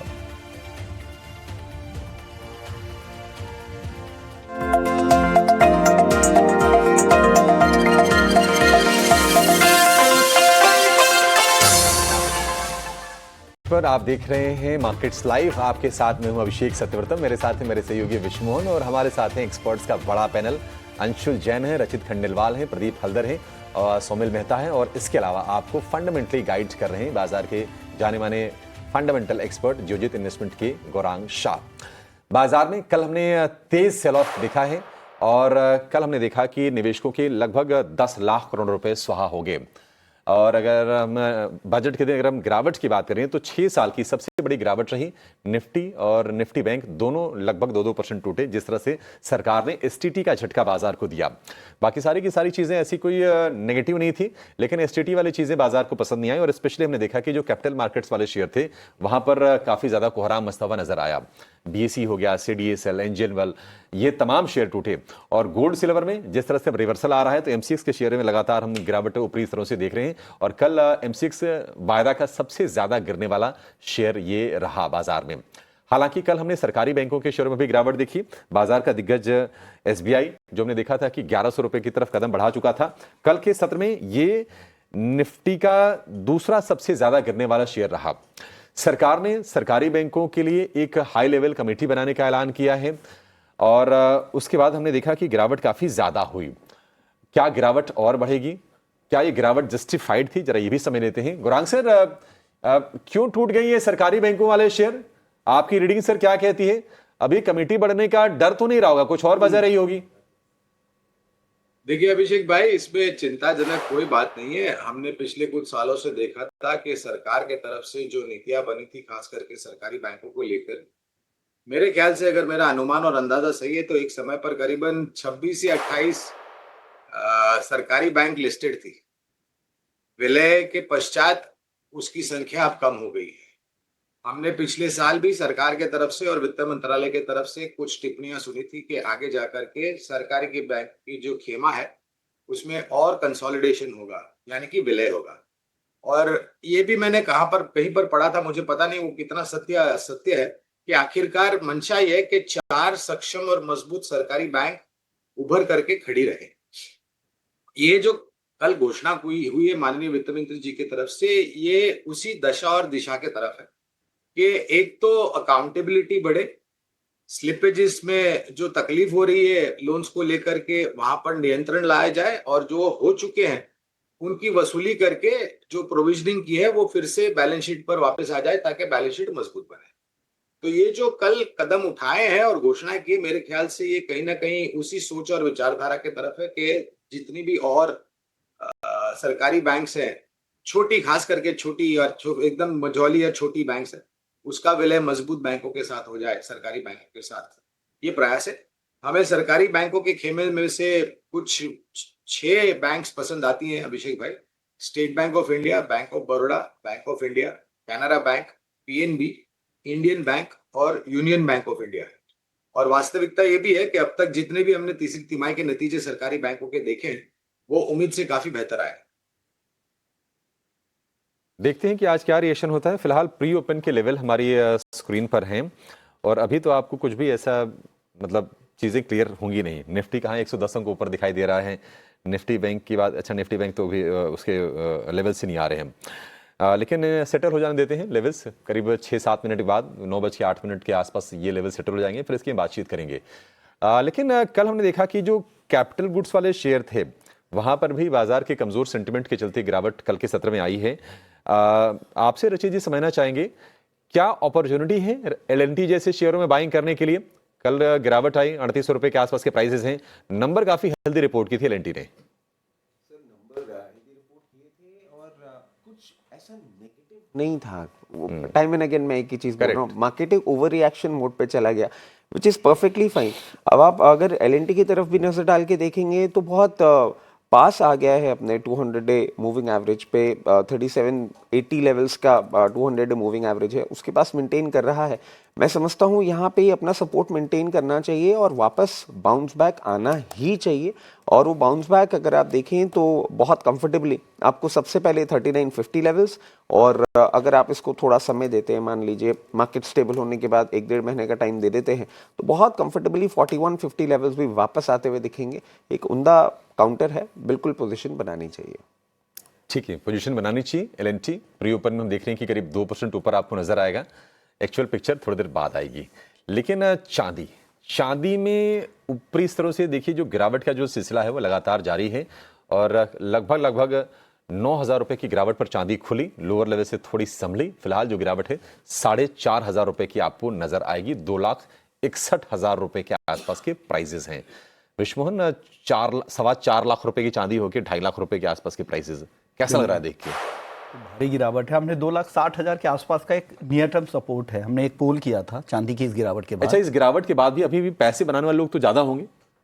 अभी भी उनके पैसे बन रहे होंगे क्योंकि जो बाई साइड में है लगातार पैसे बने हैं। क्योंकि पिछले 1 साल में उस तरह की कभी बड़ी गिरावट नहीं आई थी चांदी में, तो लगातार वो चल रहा था, उसके बाद है। लेकिन अब वैल्यू नजर नहीं आ रहा होगा लोगों को, हम लगातार यही कह रहे थे। और इंडस्ट्रियल डिमांड की जो नैरेटिव सेट की जा रही थी और हमारे जो कई सारी कंपनीज से बात हो रही थी, तो उन्होंने कहा था कि जो उनके जो हिंदुस्तान जिंक है वो उन्होंने $40 से $45 के बीच के ही सारे प्राइसेस उन्होंने बेचने के लिए अपने चांदी को लॉक कर रखा था। तो अगर उनके $100 $125 हो गया, उनको तो कोई फायदा मिल नहीं रहा था, तो नुकसान हो गया। 6 महीने पहले के प्राइसेस को वो फॉरवर्ड लुकिंग प्राइसेस को लॉक कर लेते हैं। लेकिन बाजार जैसा कह रहे थे अंशुल जी की सेंटिमेंट की वजह से चलता है, तो सेंटिमेंट था भी, मान लो कमिटमेंट पूरा ना करें तो नहीं, डिलीवरी तो करती है। इस तरह की कंपनियां डिफॉल्ट नहीं करती है। उस तरह की कमिटमेंट जो फ्यूचर्स में होती हैं, आपके साख है, लॉन्ग टर्म साख पर भी निर्भर करता है। ठीक है, चलिए ये प्री ओपन में आप देखिए निफ्टी अब आपको सपाट नजर आएगा, हल्के से नुकसान दिखेंगे आपको।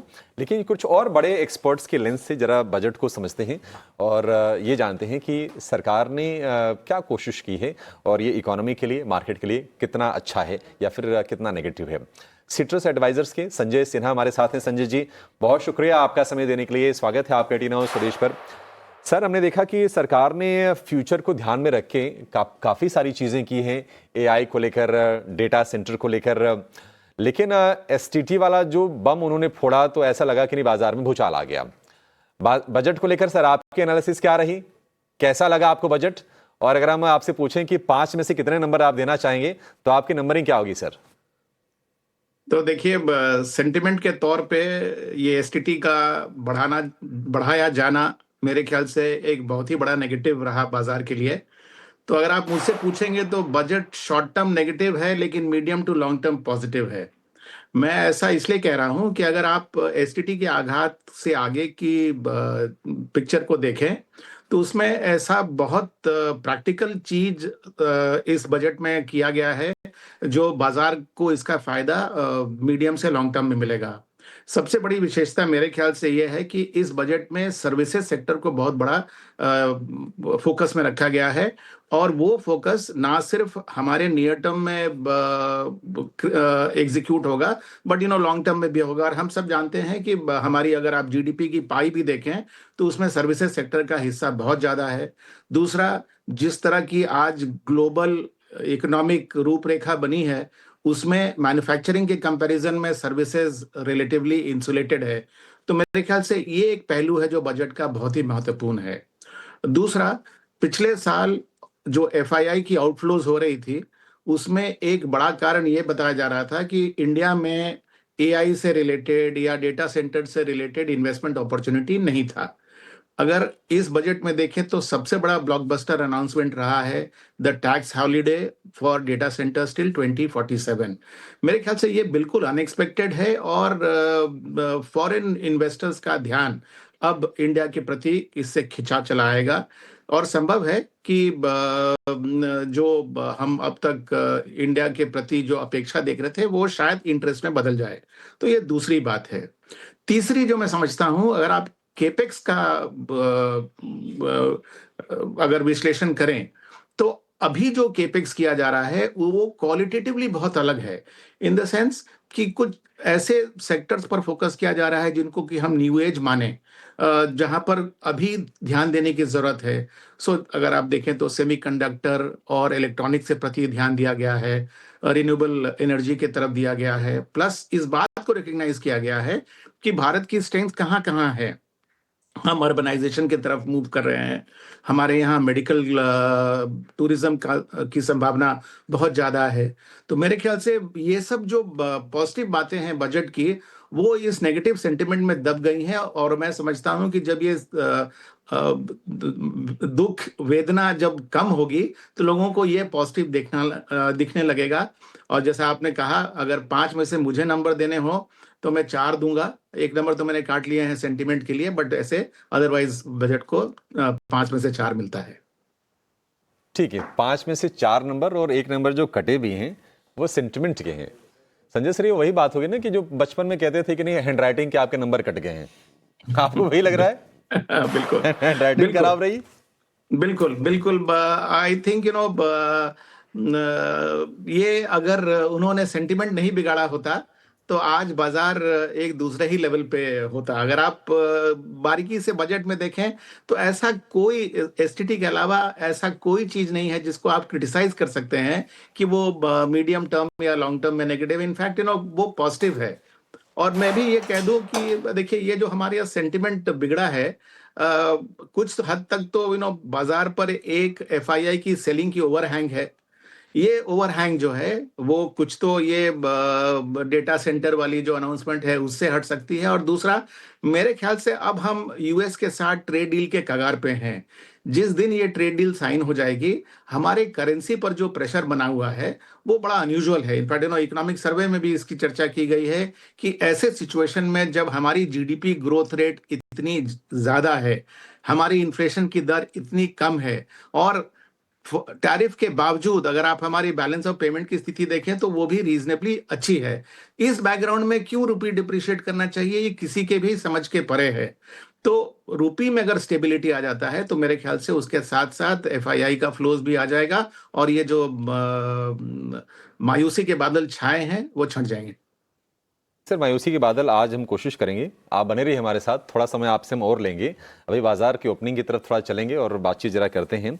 वैसे जो प्री ओपन के जो लेवल सेटल हुए हैं ना, उससे कोई ज़्यादा कोई ऐसे फियर बाजार में फिलहाल के लिए तो नज़र नहीं आ रहा है। 30 अंक नीचे निफ्टी सेटल हुआ है। निफ्टी बैंक की बात करें तो सिर्फ 170 अंक नीचे, लेकिन इस लेवल पर आप जाइएगा नहीं, बाजार खुलने दीजिए, उसके बाद की पिक्चर निश्चित तौर पर बिल्कुल अलग होने वाली है। आज भी एक और एक्सपर्ट हमारे साथ जुड़ गए हैं, मोतीलाल ओसवाल से शिवांगी साड़ा हमारे साथ हैं। शिवांगी जी, बहुत शुक्रिया आपका समय देने के लिए। शिवांगी जी, बाजार को लेकर एक क्विक व्यू आपका और आपके ट्रेड्स। Very good morning. तो हम देख रहे हैं कि बाजार ऑफ कोर्स रिएक्ट करते हुए दिखा है। जो भी एसटी के रहे हैं कैपिटल मार्केट्स के अगेंस्ट ही रहे, तो ऑब्वियसली मार्केट्स में एक ओवरमैथ और ओवरहैंग देखने को मिल रहा है। बट ये जो मैथ है वो आज भी कंटिन्यू होते हुए दिखेगा, बिकॉज हम देख रहे हैं कि आज जो है बैंकिंग या एफआईएस का जो इम्पैक्ट आज देखने को मिलेगा, तो थोड़ी बहुत और वीकनेस आज जरूर देखने को मिल सकती है। पेन पॉइंट रहेगा निफ्टी में, बट ऑफ कोर्स हमें सपोर्ट लेवल्स के साथ ही ध्यान रखते हुए ही ट्रेड करना है। 24,500 एक इम्पॉर्टेंट बेस बनेगा यहाँ पे।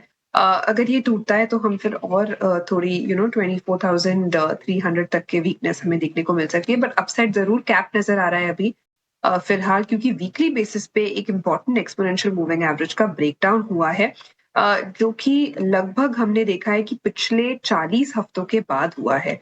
तो ये थोड़ा इफेक्ट यहाँ पे जरूर रहेगा इंडेक्स में। बट अच्छी बात ये है कि बैंकिंग जो है निफ्टी बैंक वो रेजिलेंटली होल्ड किया है इतने टाइम से। तो यहाँ पे ऑफ कोर्स थोड़ी जो करेक्शन है वो ओवरड्यू थी, बट जिस तरह से हमने लोअर लेवल से पुल बैक देखा है वो काफी एक स्ट्रेंथ वाला रहा है। बट अभी फिलहाल हमें जो फोकस करना है वो कुछ सेक्टर्स या स्टॉक स्पेसिफिक एक्शन में ही हमें रहना है। सबसे पहला पसंदीदा काउंटर मेरा टाइटन पर रहेगा। यहाँ पे हमें कंटिन्यूसली लॉन्ग बिल्डअप देखने को मिली है, और ये stock of course on a month on month basis काफी अच्छा किया है। एक अच्छे रिट्रेसमेंट लेवल से रिट्रेस होते हुए दिख रहा है ये स्टॉक, एंड कल के एक वाइल्ड स्विंग के बाद आज हम देख रहे हैं कि थोड़ी बहुत एक स्टेबिलिटी देखने को मिल रही है। तो यहाँ पे खरीदारी की सलाह रहेगी।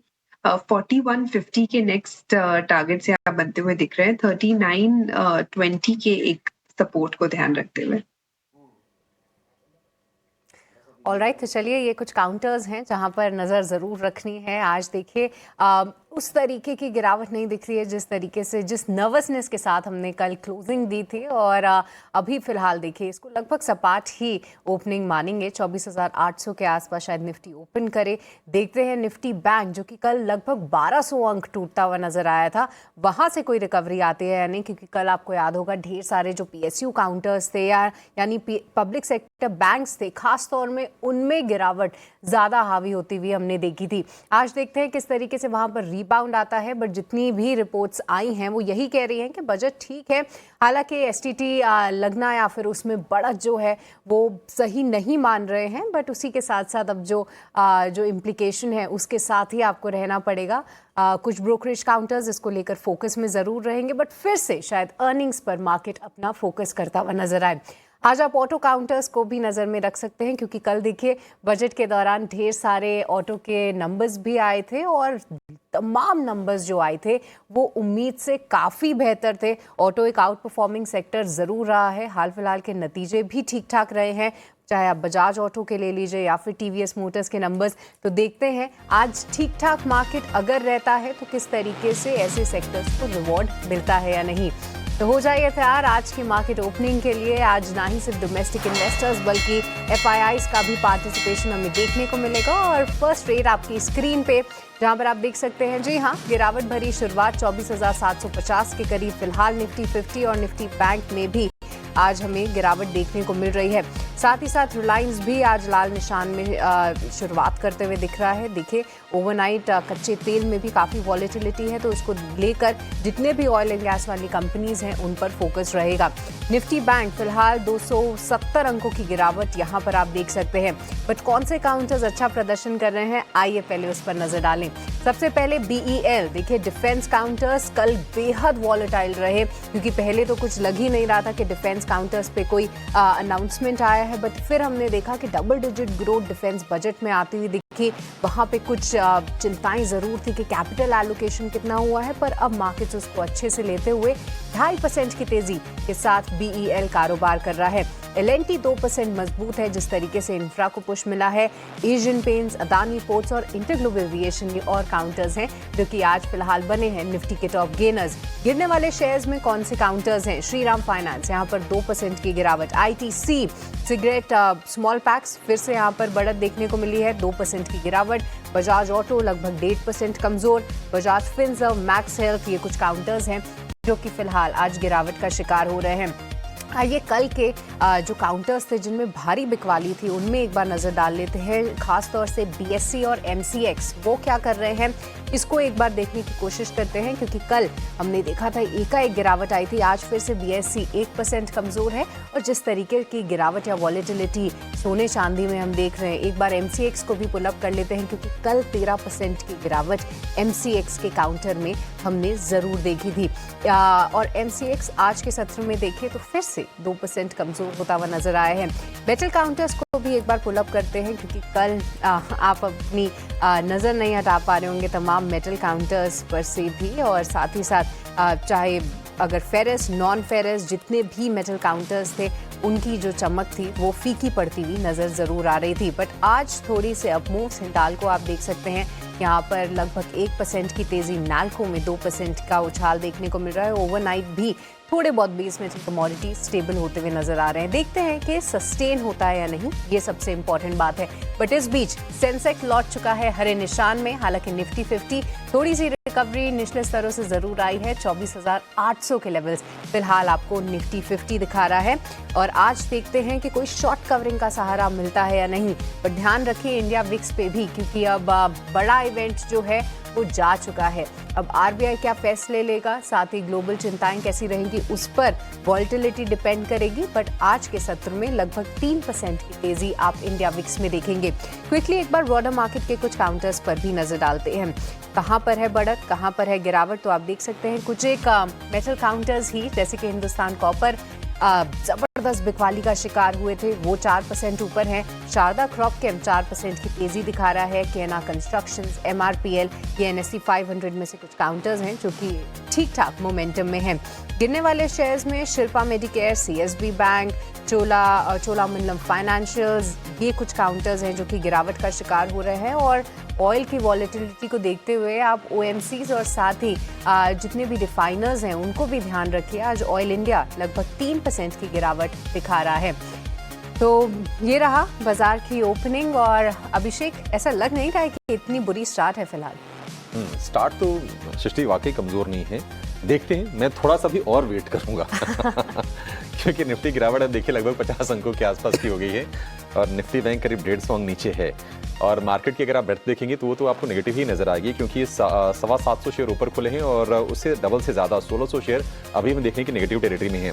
हाँ, जो शेयर ज्यादा पिटे या फिर जो अननेसेसरी कल के सत्र में पिटाई के शिकार हुए, वहां पर आज आपको थोड़ी बाइंग नजर आएगी। L&T का हम जिक्र कर रहे थे। L&T देखिए निफ्टी का ये टॉप गेनर है, करीब 2.5% के आसपास के तगड़े मूव्स हैं और अच्छी अपॉर्चुनिटी बनी, क्योंकि L&T के लिए चीजें ठीक ठाक थी, तो कोई ऐसा इंपैक्ट आने वाला था नहीं। और वैसे भी ये ट्रेडर फेवरेट कोई शेयर है नहीं है, ये इन्वेस्टमेंट ग्रेड वाला शेयर है। BL कल काफी टूटा, आज हम देखने की करीब 2.5% के आसपास की तेजी इसमें है। वेदांता में 2% की तेजी है और फ्यूचर्स में सबसे ज्यादा चढ़ने वाले शेयरों में ये भी शामिल है। तो कुछ शेयर्स अच्छा कर रहे हैं। कल PTM में हमने अच्छी बाइंग देखी और आज भी थोड़ी इनिशियल स्ट्रेंथ इसमें नजर आ रही है। तो बाजार देखिए थोड़ा स्टेबल है, अच्छा लग रहा है। देखिए उम्मीद करेंगे कि यहाँ से सुधर जाए, हरे निशान में हम देखें मार्केट को, क्योंकि कल काफ़ी पेन रहा है। लेकिन अभी भी निफ्टी और निफ्टी बैंक हल्की गिरावट, 0.25% के आसपास तक की गिरावट दोनों के दोनों इंडेक्स में इस वक्त नजर हमें आएंगे। लेकिन चलते अपने एक्सपर्ट्स के पास, और ये ओपनिंग निश्चित तौर पर पसंद तो आएगी हमारे एक्सपर्ट्स को और तेजी कॉल ज़्यादा मिलेंगे आपको। शुरुआत करेंगे प्रदीप जी आपसे। अच्छा प्रदीप जी, हैप्पी बर्थडे। ये ऐसा तो नहीं कि 1 तारीख को बर्थडे था, आपने कहा कि नहीं मैं बजट देखूंगा फिर 2 तारीख को मनाऊंगा। Thank you sir. हाँ, आज तो बर्थडे है मेरा। हाँ, तो wish you very happy birthday हमारी पूरी टीम की ओर से। पार्टी वार्टी कहाँ फिर? सर जब बोलेंगे तभी पार्टी है। आपने पहले बताया था तो रचित जी ने कल शाम की पार्टी कैंसिल की होती। सर जब पार्टी नहीं देनी होती है ना, तब ये स्टेटमेंट निकलता है कि जहां बोलेंगे जब बोलेंगे तब पार्टी। नहीं, आज ही पार्टी, वरना प्रिसाइज लोकेशन होती है। हाँ नहीं ठीक है, पार्टी से पहले आप शेयर दे दीजिए बढ़िया वाला। जी देखिए, हिंदुस्तान कॉपर मुझे लगता है कि यहाँ पे शॉर्ट कवरिंग मूव पॉसिबल है। जिस तरीके से 625 को ब्रेक कर रहा है अभी, मुझे लगता है कि करेंट जोन से बाय करना चाहिए। नेक्स्ट जो रेसिस्टेंस निकल के आ रहा है ऑलमोस्ट 677 के आसपास है, मुझे लगता है कि उससे पहले कुछ रेसिस्टेंस है ही नहीं। करेंट जोन से बाय करने का सलाह रहेगा। एक स्ट्रिक्टली स्टॉप लॉस थोड़ा ज़्यादा वॉलेटाइल है, तो इसीलिए मैं 598 के आसपास मेंटेन करने का सलाह दूंगा। आप करेंट जोन से बाय करके जाइए। 675 एंड अबव जाने के लिए रेडी हो रहा है, आज कल में ही मिल सकता है 675। और अगर 675 को होल्ड करता है नेक्स्ट 1-1.5 घंटे में, मुझे लगता है कि एक बार 750 तक भी यहाँ पे जाने का हाई पोटेंशियल फिर से है। 750 से तो वापस आया ना, 760 रुपए इसका हाई है 52 वीक का। और अब देखिए 675 के टारगेट फिलहाल आपको मिल रहे हैं। हालांकि बड़े गैप के साथ ये शुरुआत किया है, 7% ऊपर 636 रुपए के आसपास के प्राइसेस। लेकिन जो भी शेयर पिटे थे मिडल में, सिलेक्टिव आपको रिकवरी दिखाई देगी। वेदांता भी उनमें से एक है। अंशुल जी, आपकी तरफ से क्या ट्रेड होंगे?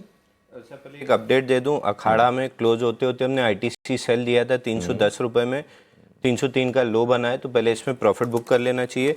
दूसरा, प्रदीप के साथ जाना चाहूँगा, मेटल स्टॉक्स में शॉर्ट कवरिंग आ रही है तो हिंद जिंक बाई करना चाहिए। क्विक ट्रेड रहेगा, जल्दी से 587 के पास एंट्री करना है, 570 का स्टॉप लॉस लगाना है, और ये गैप फिल करने के लिए ऊपर 610 रुपए तक जा सकता है, तो 610 आते आते निकल भी जाना चाहिए। क्विक एंट्री क्विक एग्जिट वाला कॉल रहेगा। फटाफट जो भी करना है फटाफट कीजिए। और देखिए बाजार में फटाफट तेजी की तरफ आने की मूड में लग रहा है। निफ्टी की जो लॉसेस थे करीब 30 अंकों के, वो गेन में तब्दील हो गए हैं। 30 अंकों पर आपको निफ्टी नजर आएगा, और निफ्टी बैंक भी 150 अंकों की गिरावट से उभरकर अब सपाट कारोबार कर रहा है। 58,400 के आसपास के लेवल है, और धीरे धीरे जो चढ़ने वाले शेयरों की जो संख्या है ना, वो आपको बढ़ती हुई दिखाई देगी। आज अब देखिए बाजार में कल हमने शार्प सेल ऑफ देखा रिलायंस के शेयर में, 1350 के नीचे गिर गया था शेयर ये, और आज 1% के आसपास की बाइंग इसमें है। कुछ कंजम्पशन वाला अगर आप स्टॉक्स देखेंगे तो इटर्नल में आपको तेजी नजर आएगी।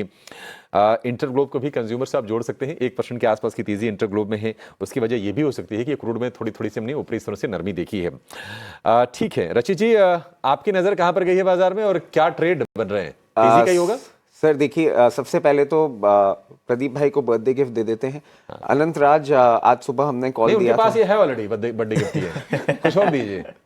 सर ठीक है, तो 18 हाउस स्वदेश के दर्शकों को प्रदीप भाई की तरफ से गिफ्ट दे देते हैं। हाँ। सुबह कॉल दी थी अनंत राज, आप देखें 7% अप, पहला टारगेट हिट हो गया है, और सेकंड टारगेट के लिए वेट कर सकते हैं, क्योंकि प्रदीप भाई का सपोर्ट था अनंत राज में। आई बिलीव सेकंड टारगेट भी आज ही आता हुआ दिखेगा।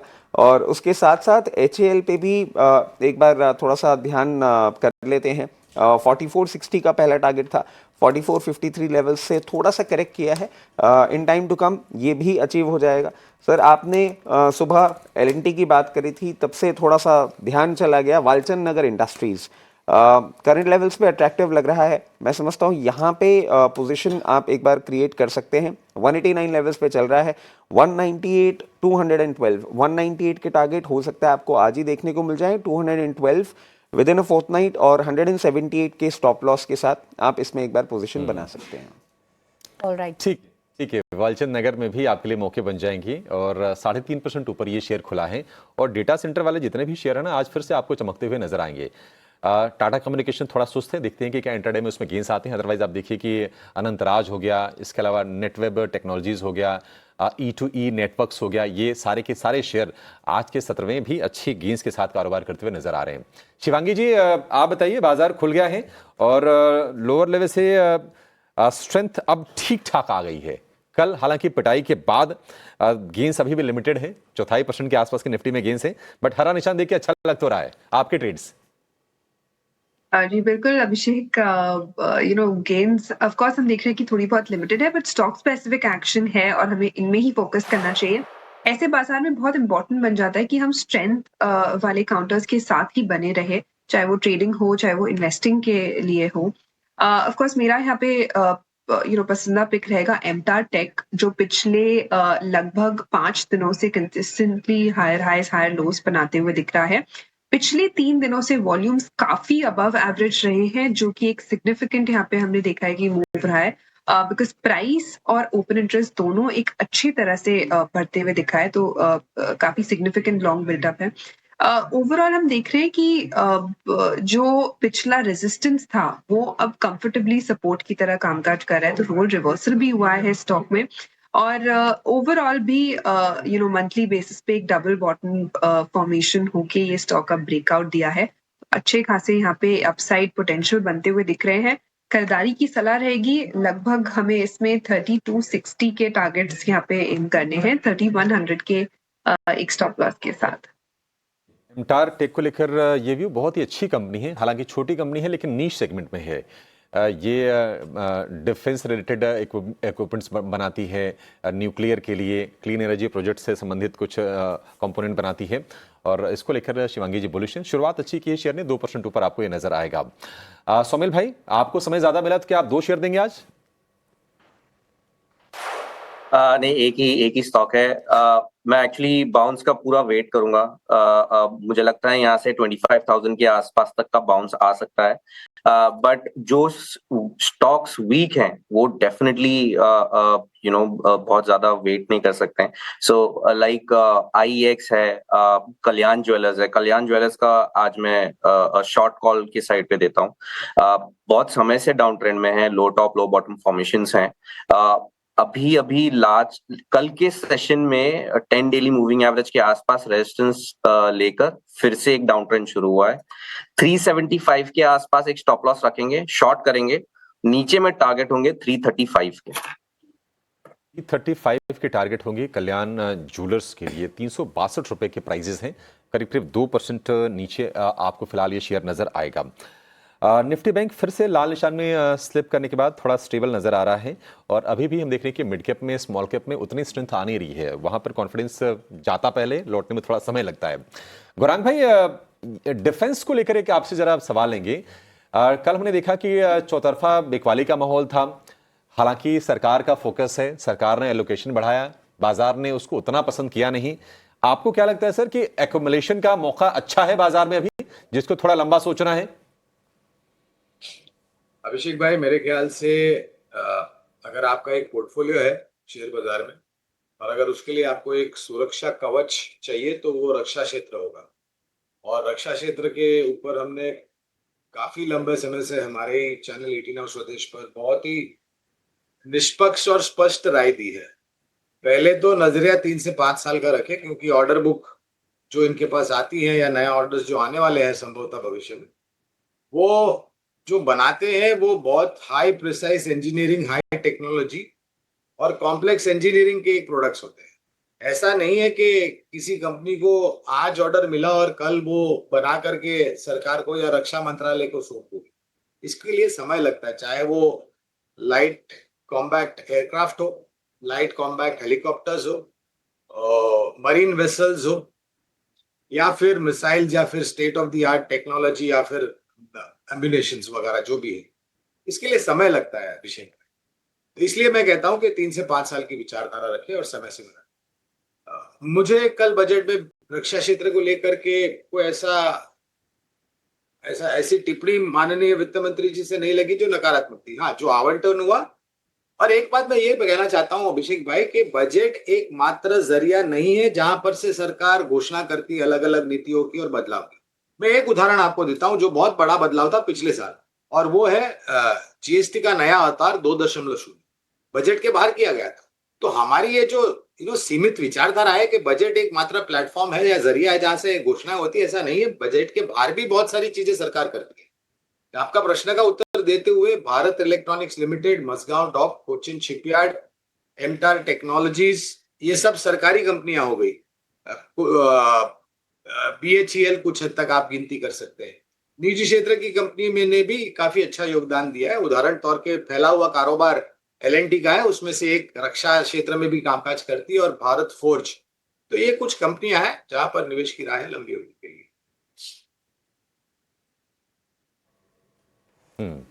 ठीक है, ये डिफेंस को लेकर ये व्यू हो गया। संजय सर, एक प्रश्न आपसे ये होगा, देखिए अल्टीमेटली तो सबको पता है कि अर्निंग्स आप लेके आइए, बाजार चलाइए या फिर शेयर चलाइए। अर्निंग्स थोड़े से ना, मतलब जितनी उम्मीदें थी Q3 से उस हिसाब से आई नहीं है। ऑफलेट कुछ नतीजे हमने अच्छे आते हुए जरूर देखे हैं।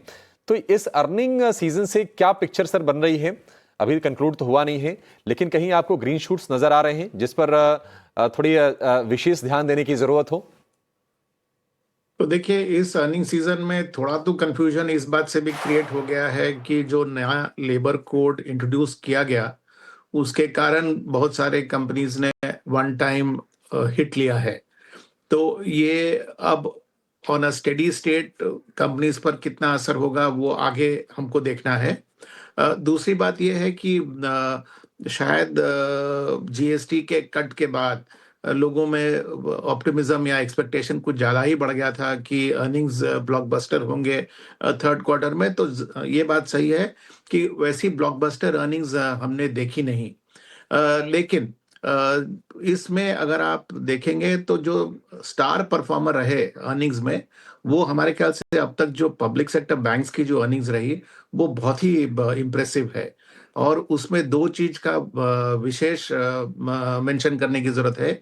एक तो उन्होंने आरबीआई के 125 रेट बेसिस पॉइंट के रेट कट के बावजूद भी अपने नेट इंटरेस्ट मार्जिन को बरकरार रखा है इस क्वार्टर में। इनफैक्ट 7 पीएसयू बैंक्स ने जो रिजल्ट अनाउंस किए उनमें से 6 ने तो अपने नेट इंटरेस्ट मार्जिन को इंप्रूव किया है। तो हमारे ख्याल से ये एक डिसिप्लिन जो उन्होंने दिखाया है both on the asset and the liability side, वो एक प्रशंसा का विषय बनता है। दूसरी बात है कि इनकी एसेट क्वालिटी जो है वो भी काफी अच्छी रही। मैं पीएसयू बैंक्स की जो पिटाई हुई है कल के बाजार में और आज भी शायद थोड़ा बहुत देखने को मिला, मैं इसको बहुत ज्यादा एक्सट्रापोलेट नहीं कर रहा हूं, इसलिए क्योंकि मुझे लगता है कि ये गिरावट जो है वो सरकार की ग्रॉस बोरिंग की नंबर जो आई है वो बहुत ही बड़ी है। उसको लेके लोगों के मन में ये असमंजस है कि शायद बॉन्ड के यील्ड जो हैं वो थोड़े से ऊपर के रहेंगे। और ये सर्वविदित है कि पब्लिक सेक्टर बैंक्स का ट्रेजरी बुक बहुत बड़ा होता है और जब यील्ड्स ऊपर जाते हैं तो उनको ट्रेजरी बुक्स में हिट लेने की जरूरत पड़ती है। तो ये जब बॉन्ड मार्केट में स्टेबिलिटी आएगी तो मेरे ख्याल से पीएसयू बैंक्स का जो ये नियर टर्म प्रेशर है वो हट जाएगा। तो ये एक सेक्टर है जो कि बहुत मेरे ख्याल से अच्छा दिख रहा है।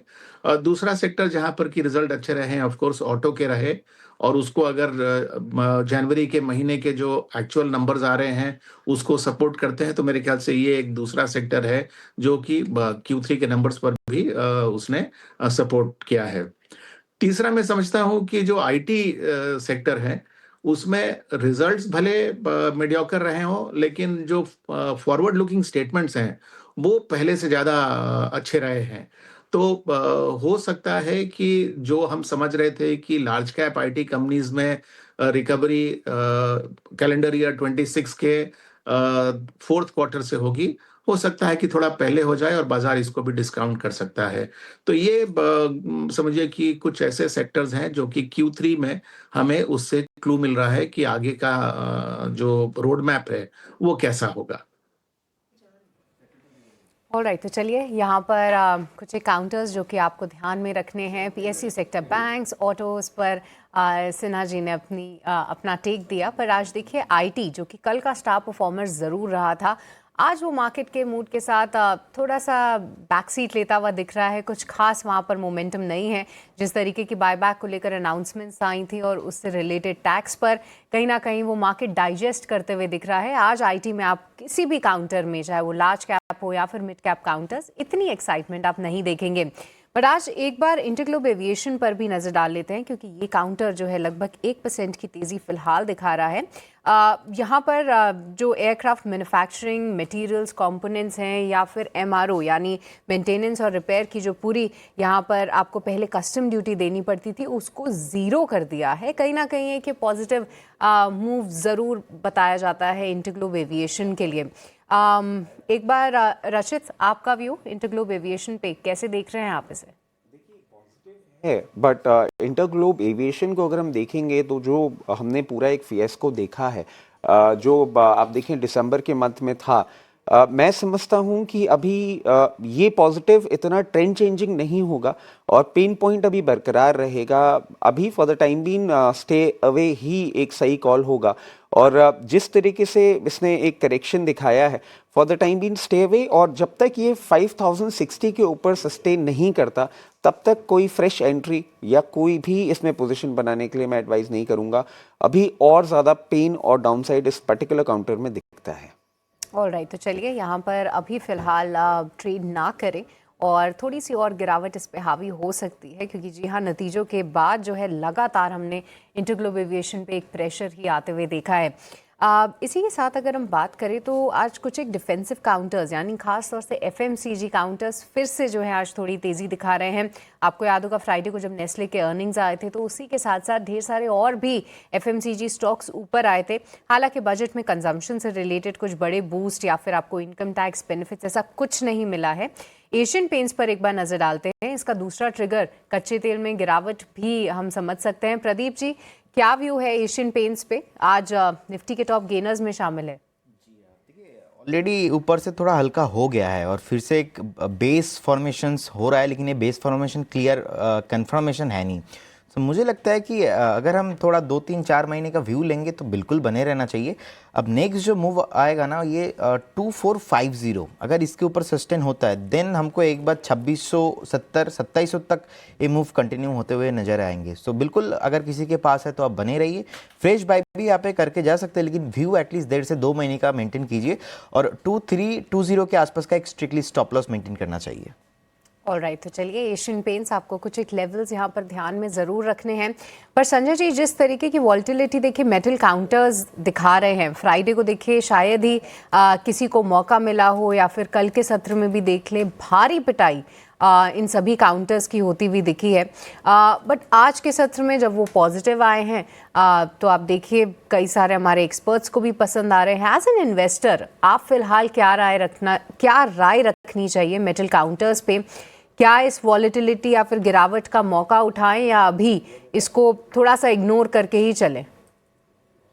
मेरे ख्याल से अभी भी ये जो सेगमेंट है कमोडिटीज का, ये बड़ा ही रिस्की सेगमेंट रहेगा, क्योंकि देखिए स्टॉक प्राइस की गिरावट और उसमें रिकवरी पर हम ना जाएं, इसके पीछे के जो कारण है उस पर जाएं तो वो ज्यादा इंपॉर्टेंस रखता है। तो मेरे ख्याल से जो कमोडिटी की गिरावट थर्सडे और फ्राइडे को हुई थी, प्रेशस मेटल की खास करके और जनरली कमोडिटीज में हुई थी, उसके पीछे 2 कारण थे। एक तो जो नए फेड का चीफ का जो नॉमिनेशन हुआ है, उनसे ये उम्मीद की जा रही है कि वो भले ही वहां पर रेट को कम करेंगे, लेकिन जितनी लिबरल क्वांटिटेटिव ईजिंग की पॉलिसी फेड फॉलो कर रहा था उसको वो टाइटन करने की कोशिश करेंगे। अगर ये वो एक्चुअली एग्जीक्यूट करते हैं तो ये ग्लोबल एसेट क्लासेस के लिए नेगेटिव है। और पिछले कुछ क्वार्टर्स में और पिछले कम से कम 1.5-2 साल में कमोडिटी प्राइसेस में काफी इन्फ्लेशन हुआ है। कुछ तो स्पेकुलेटिव है, कुछ फंडामेंटल ड्रिवन है, लेकिन अगर क्वांटिटेटिव टाइटनिंग होगी तो इसका नेगेटिव असर कमोडिटी से पड़ेगा।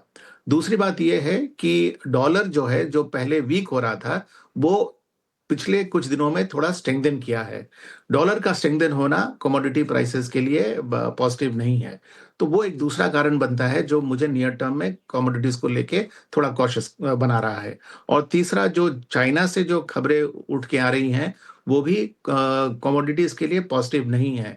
तो मैक्रो रीजंस जो है वो कमोडिटीज के लिए सपोर्टिव नहीं है, और चूंकि इनके प्राइसेस बहुत ज्यादा भाग चुके हैं इसलिए इनमें करेक्शन की संभावना भी बहुत ज्यादा है। तो मैं समझता हूं कि अगर पॉसिबल है तो इसमें से कुछ समय के लिए दूर रहें तो बेटर है।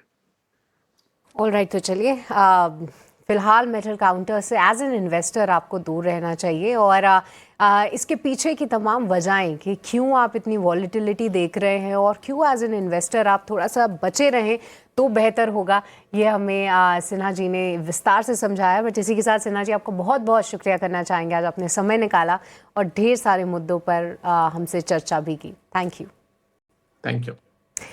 पर चलिए अब आगे बढ़ते हैं और एक और ख़ास मेहमान का स्वागत करते हैं। आज हमारे साथ शो में मिस्टर वैभव सांघवी, जो कि CEO हैं आस्क हेज सॉल्यूशंस के, वो हमारे साथ जुड़ चुके हैं। सांघवी जी, आपका बहुत बहुत स्वागत है। सबसे पहले तो आपका क्या वर्डिक्ट निकला इस बजट पे, क्योंकि मार्केट्स का रिएक्शन तो कल हमने देखा ही, STT लगने के बाद किस तरीके से पिटाई हुई, पर संडे भी था, उसके चलते भी एक्टिविटी थोड़ी लिमिटेड थी। बट आज जब हम back to business, back to normalcy पे लौटे हैं, क्या व्यू रख रहे हैं आप फिलहाल बाजार पे? आई थिंक जिस हिसाब से बजट आया था, और अगर हम medium term to long term की बात करें तो जितने भी मेजर्स लिए हुए हैं फ्रॉम ओवरऑल इकोनॉमी परस्पेक्टिव ये बहुत ही सटीक तरीके से निकल आ रहा है फ्रॉम एन एनालिसिस परस्पेक्टिव कि गवर्नमेंट एकदम फोकस्ड है in terms of boosting exports both on the manufacturing and the services side. At the same time वो इंपोर्ट सब्स्टिट्यूशन को भी बहुत ही केयरफुली देख रहे हैं। सो ऑल इन ऑल अगर हम लॉन्गर टर्म की बात करें तो आई थिंक इकोनॉमिक पर्सपेक्टिव से बहुत ही बेहतरीन और पॉजिटिव स्टेप्स लिए हुए हैं on an overall basis. In fact it gives you medium term direction. Having said that, एक जो हम सोच सकते थे या हम एक्सपेक्ट कर सकते थे कि हमने निरंतर एफपीआई की सेलिंग देखी है over the last few years. Of course अगर आप 2022-23 से देख रहे हैं तो वो 2026 तक हमने हर साल ऑलमोस्ट एफपीआई की सेलिंग देखी है। Now initial part was because of the Fed rates, but जैसे ही फेड रेट्स नीचे आने शुरू हुए हैं तो जो इमर्जिंग मार्केट में फ्लो आया है वो इंडिया नहीं लेकिन चाइना, ताइवान, कोरिया पे डाइवर्ट हुआ है। ना ये हमें आकलन करना पड़ेगा कि एज अ कंट्री हम निवेशक को क्या रिटर्न एक्सपेक्टेशंस दे सकते हैं। ऑफ कोर्स अर्निंग्स ग्रोथ के कारण चल सकता है, लेकिन जब हम कंबाइन करते हैं from a tax perspective, from an INR depreciation perspective और कॉस्ट ऑफ एंट्री परस्पेक्टिव, तो हमें लगता था कि एक कंस्ट्रक्टिव डिसीजन और कंस्ट्रक्टिव इंडिकेशन जा सकता है, वहां हमारा थोड़ा डिसअपॉइंटमेंट है। But from an economy standpoint अगर हम देखें तो बहुत ही बेहतरीन लॉन्ग टर्म स्टेप्स लिए गए हैं बजट में। सो हमें लगता है कि after a brief period of time, few days of turbulence, volatility, market should find its place. Vaibhav sir, good morning, Abhishek बोल रहा हूँ सर। अगर अब सबसे अच्छे अनाउंसमेंट की बात करें, क्योंकि देखिए बाजार भी ना अब कल के बुरी यादों से थोड़ा आगे बढ़ने की कोशिश कर रहा है, तो सबसे अच्छी चीज आपको क्या लगी बजट में, जो आपको लगता है कि नहीं 5 साल 10 साल के लिए एक विजन सरकार ने पेश कर दिया है? ऑफ कोर्स आई थिंक जो कंसिस्टेंसी रही है केपेक्स में, आई थिंक वो पॉजिटिव है। Second, from a data centre perspective अगर हम जो थीम पकड़ के चले तो 2047 तक, 2047 तक हम देख सकते हैं कि इसमें एक लंबा दौर है जहां पे काफी एक्सपेंडिचर हो सकता है फ्रॉम ए केपेक्स परस्पेक्टिव, और एंसिलरी इंडस्ट्रीज को भी बहुत ही फायदा हो सकता है। सो आई थिंक ये बड़ी दो थीम हम पकड़ के चल सकते हैं कि जहां गवर्नमेंट ने अच्छी तरह से फोकस किया हुआ है। Lastly, from a fiscal prudence perspective, 4.3% fiscal GDP और deficit to GDP I think still manageable और कंट्रोलेबल है। So from a credibility standpoint वही कंसिस्टेंसी आगे भी बढ़ी हुई है। सो ऑल इन ऑल ये 3 या 4 स्टेप्स ऐसे हैं जो हमें लगता है कि not only gives consistency, stability, credibility, but also के मीडियम टर्म ग्रोथ को हम कैसे कंटिन्यूअस रख पाए न्यूअर इंडस्ट्रीज में। वैभव सर, एक और सवाल, आपने फिस्कल प्रूडेंस की बात की सरकार की, और जो फिस्कल डेफिसिट का जो टारगेट सेट किया है सरकार ने FY27 के लिए वो है 4.3% का।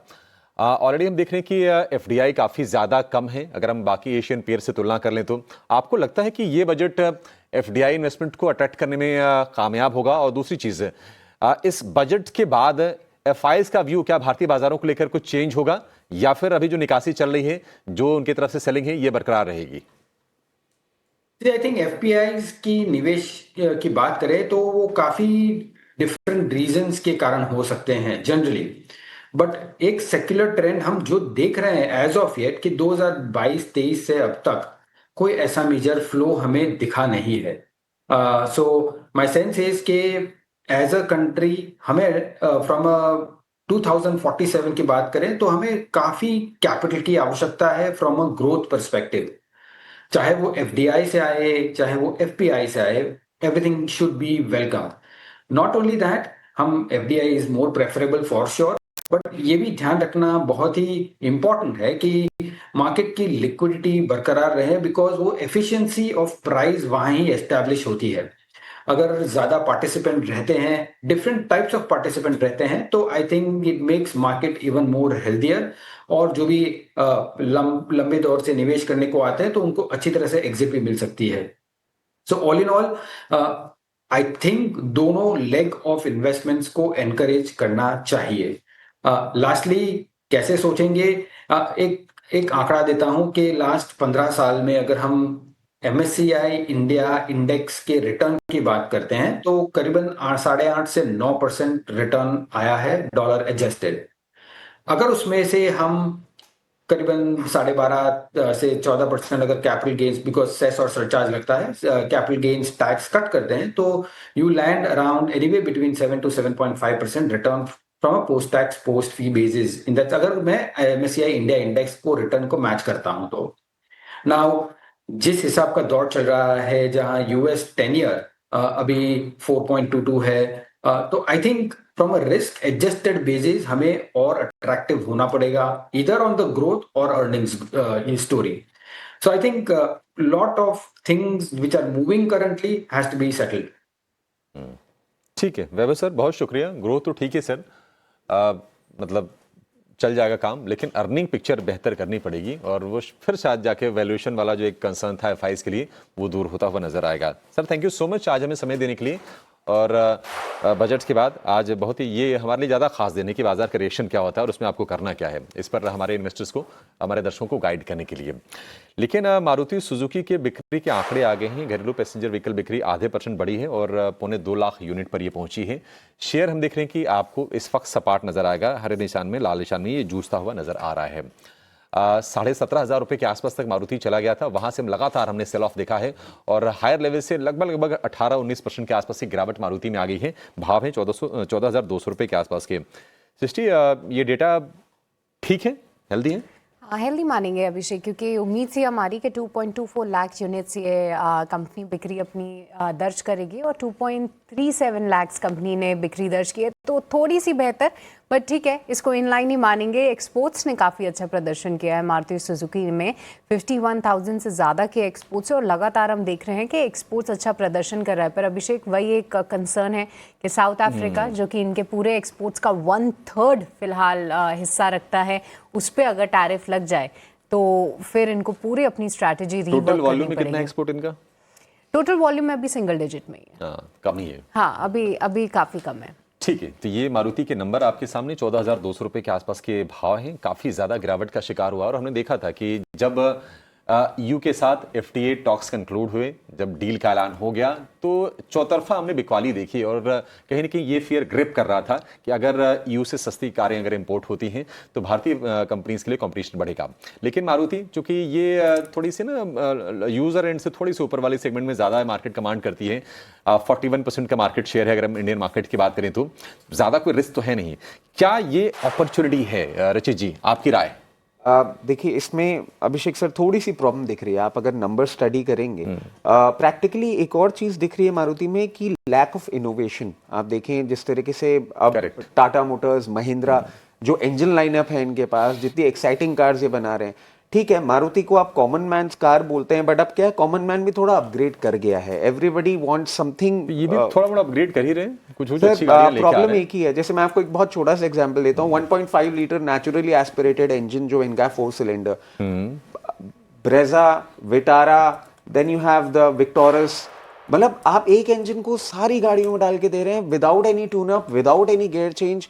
AMT में अभी तक अब चल रहे हैं, टॉर्क कन्वर्टर आपके पास अभी तक गियर बॉक्स में नहीं है, 3 सिलेंडर बोरिंग इंजन्स दे रहे हैं, फ्यूल एफिशिएंसी बढ़ा रहे हैं, but cars are not that exciting. और मेरे को लगता है कि ये इनोवेशन अगर नहीं आता है, आने वाले कुछ क्वार्टर्स में आपको और डाउनसाइड इसमें देखने को मिल सकता है। नंबर्स थोड़े से और खराब होते हुए दिख सकते हैं, और जिस तरीके से अभी ये बिहेव कर रहा है, कोई बहुत आश्चर्य की बात नहीं होगी कि आने वाले कुछ दिनों में हमको ये फर्दर डाउनसाइड रजिस्टर करते हुए 13,200 लेवल्स तक भी जाता हुआ एक बार दिखे। अगर कोई भी ऐसा पॉजिटिव अनाउंसमेंट या अपने लाइनअप में चेंज ये नहीं करते हैं, तो अभी मारुति का पेन पॉइंट आपको और कंटिन्यू होता हुआ दिख सकता है। ठीक है, ठीक है, ये राय होगी मारुति सुजुकी को लेकर। थोड़ी सी गिरावट यहाँ से और आ सकती है, देखते हैं कि स्टॉक क्या ये स्टेबल होता है, उसके बाद फिर से इस पर हम व्यू ज़रूर लेंगे। बाजार ज़रूर थोड़ा सा आपको स्थिर नज़र आएगा और हम देख रहे हैं कि 68 अंकों के आसपास की तेज़ी निफ्टी में है। और निफ्टी बैंक की बात करें तो 140 अंकों की गिरावट। निफ्टी बैंक थोड़ा चंचल भी है ना, कितने 14 ही शेयर इसमें हैं और ज़्यादा उठापटक होती है। 58,350 के आसपास के लेवल आपको निफ्टी बैंक में। तो निफ्टी बैंक लाल निशान में, निफ्टी है हरे निशान में। कुछ और लोगों से बातचीत करते हैं और बजट के जो फाइन प्रिंट्स आए हैं, जो अनाउंसमेंट आए हैं, उस पर चर्चा करते हैं और ये समझते हैं कि इंडस्ट्री के लिए बजट में क्या कुछ आया है। बजट पर बातचीत करने के लिए हमारे साथ जुड़ रहे हैं टैक्समेको रेल के मैनेजमेंट हमारे साथ हैं, उनको अपने साथ जोड़ेंगे। और हमारे साथ हैं कंपनी के एमडी सुदीप्त मुखर्जी। मिस्टर मुखर्जी, बहुत शुक्रिया आपका समय देने के लिए। स्वागत है आपका 18 आवर्स स्वदेश पर। सर, पहला कमेंट आपसे बजट को लेकर। सरकार ने रेलवे का ख्याल तो रखा है, 7 हाई स्पीड रेल कॉरिडोर बनाने का ऐलान किया है और इसमें भी हम देख रहे हैं कि उत्तर भारत और पूर्वी भारत का विशेष ध्यान रखा गया है। आपका सर फर्स्ट कमेंट बजट को लेकर, कितने खुश हुए आप ऐलानों से? मेरे हिसाब से ये एक extraordinary effort on the budget, क्योंकि ये आप देखो कि पिछले कुछ बजट्स जो हमारे हुए हैं, ऑफ कोर्स हम लोग सब जानते हैं कि जो पॉलिसीज बनाए गए थे लॉन्ग टर्म कि जिसमें हमारा जीडीपी ग्रोथ का मोमेंटम रहे, हमारा रेलवे मॉडल शेयर बढ़े एंड ओवरऑल जो विकसित भारत के तरफ हम बढ़ रहे थे। तो हम लोग इसको मैं इसको ये बोलना चाहूंगा कि ये वन स्टेप फर्दर है, लेकिन क्योंकि सिर्फ इन्वेस्टमेंट ऑन आइसोलेटेड बेसिस अगर आप रोलिंग स्टॉक प्रोक्योर करें कि इंफ्रास्ट्रक्चर में करें, बट कहीं ना कहीं अलाइनमेंट के दरकार होते हैं, जो इस बजट में वो पूरी तरह से कोशिश किया गया। एंड इंफ्रास्ट्रक्चर में जो इन्वेस्टमेंट बढ़ाया, तो ये तो एक रीएश्योरेंस है कि भाई हमारा इंफ्रास्ट्रक्चर ग्रोथ उसी मोमेंटम में चलेगा एंड हम लोग पॉलिसी के तहत पर जो कमिटमेंट किए थे तो वो बरकरार रहेगा। उसके अलावा भी अगर आप ये बात करते हैं कि हम हाई स्पीड रेल कॉरिडोर बनाएंगे एंड डेडिकेटेड फ्रेट कॉरिडोर को हम और एक लाइन जोड़ रहे हैं, देन रेयर अर्थ कॉरिडोर हम बना रहे हैं, हम बात कर रहे हैं रोड, रेल एंड वाटरवेज का इंटीग्रेशन का, एंड हम बात कर रहे हैं कि अगले 5 साल में हम चाहते हैं कि हमारा कंटेनर मैन्युफैक्चरिंग में भी हम सेल्फ रिलायंट हो जाए। तो ये सारे चीज एक ही मिशन का एक पहलू है। इसको अलग अलग नहीं देख के अगर इसको इंक्लूसिव व्यू लिया जाए तो इसका इकोनॉमी के ऊपर एंड रेलवे सेक्टर के ऊपर एक कंपाउंडिंग इफेक्ट है, व्हिच इज इन मल्टीप्लायर। एक तो इंफ्रास्ट्रक्चर हो गए, हमारे कंपनी का बात करें, right from track laying, signalling, electrification, bridge, उसमें हम लोग काम करते हैं, हम लोग रोलिंग स्टॉक बनाते हैं, हम लोग कंपोनेंट बनाते हैं, एंड उसके साथ अगर टेक्नोलॉजी वाला ये भी जोड़े तो overall it's a huge relief. And ये बिलीव देता है कि अगले 10 साल तो हमारे फोकस हिलने वाले हैं नहीं, मिनिमम से मिनिमम, एंड अभी काम में जुट जाना चाहिए इसको सक्सेस करने के। मुखर्जी जी, एक और चीज बताइए सर, अब जो एलोकेशन आया है करीब करीब 3 लाख करोड़ रुपए के आसपास का, क्या वो आपको लगता है कि ये पर्याप्त है? दूसरी चीज, कई बार ये डिमांड होती रही है कि रेलवे में सिग्नलिंग को बेहतर किया जाए, सिक्योरिटी को बेहतर किया जाए, क्या उसके आप पुख्ता इंतजाम होते हुए देख रहे हैं इस बजट के माध्यम से? पहला क्वेश्चन आप जो बोल रहे हैं कि बजट एलोकेशन सही है कि नहीं, देखिए हम ज्यादा से वॉल्यूम से इम्पोर्टेंट है क्वालिटी। तो मुझे ये लगता है कि जो बजट एलोकेशन है इट इज एवर इंक्रीजिंग है एंड सफिशिएंट है। अगर सही से इसको यूटिलाइज किया जाए तो एग्जीक्यूशन में ऑफ कोर्स हम लोगों को ध्यान देना पड़ेगा, बट उस हिसाब से budget is looks to be sufficient for me because as I said कि टोटल स्कीम के तहत पर हर ईयर, हर साल को ये बढ़ता हुआ नजर आ रहा है, एंड जो हमारा ओवरऑल प्लान है मॉडल शेयर बढ़ाने के लिए वो दैट्स सफिशिएंट। रहा बात जो सेकंड क्वेश्चन आपका है कि उसमें मुझे लगता है कि इसमें कोई इशू नहीं है एंड ये राइट ट्रेजेक्टरी में है एंड क्वालिटी एंड एग्जीक्यूशन में ज्यादा फोकस करना पड़ेगा। तो चलिए ये फिलहाल वर्डिक्ट निकला है रेलवे बजट का। इस बार हमने देखा है 2.92 लाख करोड़ फिलहाल रेलवे का बजट है। पर मुखर्जी जी, आपका बहुत बहुत शुक्रिया करना चाहेंगे, आज अपने समय निकाला और अपना टेक भी दिया। क्या मायने हैं इस रेलवे बजट के लिए पूरे सेक्टर पर, क्या इसका इम्प्लीकेशन होगा और आपकी कंपनी पे किस तरीके से भी इसका इम्पैक्ट होगा? बहुत बहुत शुक्रिया अपना समय देने के लिए। Thank you. पर चलिए अब एक बार फिर से क्विकली मार्केट्स पे नजर डाल लेते हैं, क्योंकि सेंचुरी लगा चुका है निफ्टी 50। निचले स्तरों से एक अच्छी रिकवरी भी आई है। 25,900 के पार फिलहाल निकलता हुआ निफ्टी 50। वहीं निफ्टी बैंक भी निचले स्तरों से थोड़ा रिकवर करने की कोशिश में तो है, बट यहाँ पर थोड़ा पुश इसको और लगेगा हरे निशान में लौटने के लिए। बट एशियन पेंट्स, जिसकी हमने चर्चा भी की थी, वो बन चुका है निफ्टी का top gainer. L&T, Adani ports और टाटा मोटर्स पैसेंजर व्हीकल, यहाँ पर नंबर काफ़ी शानदार आए थे और आज कहीं ना कहीं मार्केट इसको रिवॉर्ड करता हुआ दिख रहा है। क्या नहीं अच्छा कर रहा है वो है select pharma counters, select IT counters, जो कि कल काफ़ी एक्साइटमेंट दिखा रहे थे, उनमें प्रॉफिट बुकिंग हावी है। और श्रीराम फाइनेंस ये बन चुका है निफ्टी का टॉप लूजर्स। पर साथ ही साथ आप सिल्वर, गोल्ड, इन सब पर भी ध्यान रखिएगा, क्योंकि जिस तरीके का ब्रूटल सेल ऑफ देखा था, आज वो कई सारे कमोडिटीज़ रिकवर कर रहे हैं और उसके साथ स्टॉक्स भी। पर चलिए इसी के साथ फिलहाल वक्त तो चला है छोटे से ब्रेक का, आप कहीं मत जाएगा। ब्रेक के उस पार कमोडिटी से जुड़ा पूरा अपडेट लेकर हमारे सहयोगी जल्द जुड़ेंगे।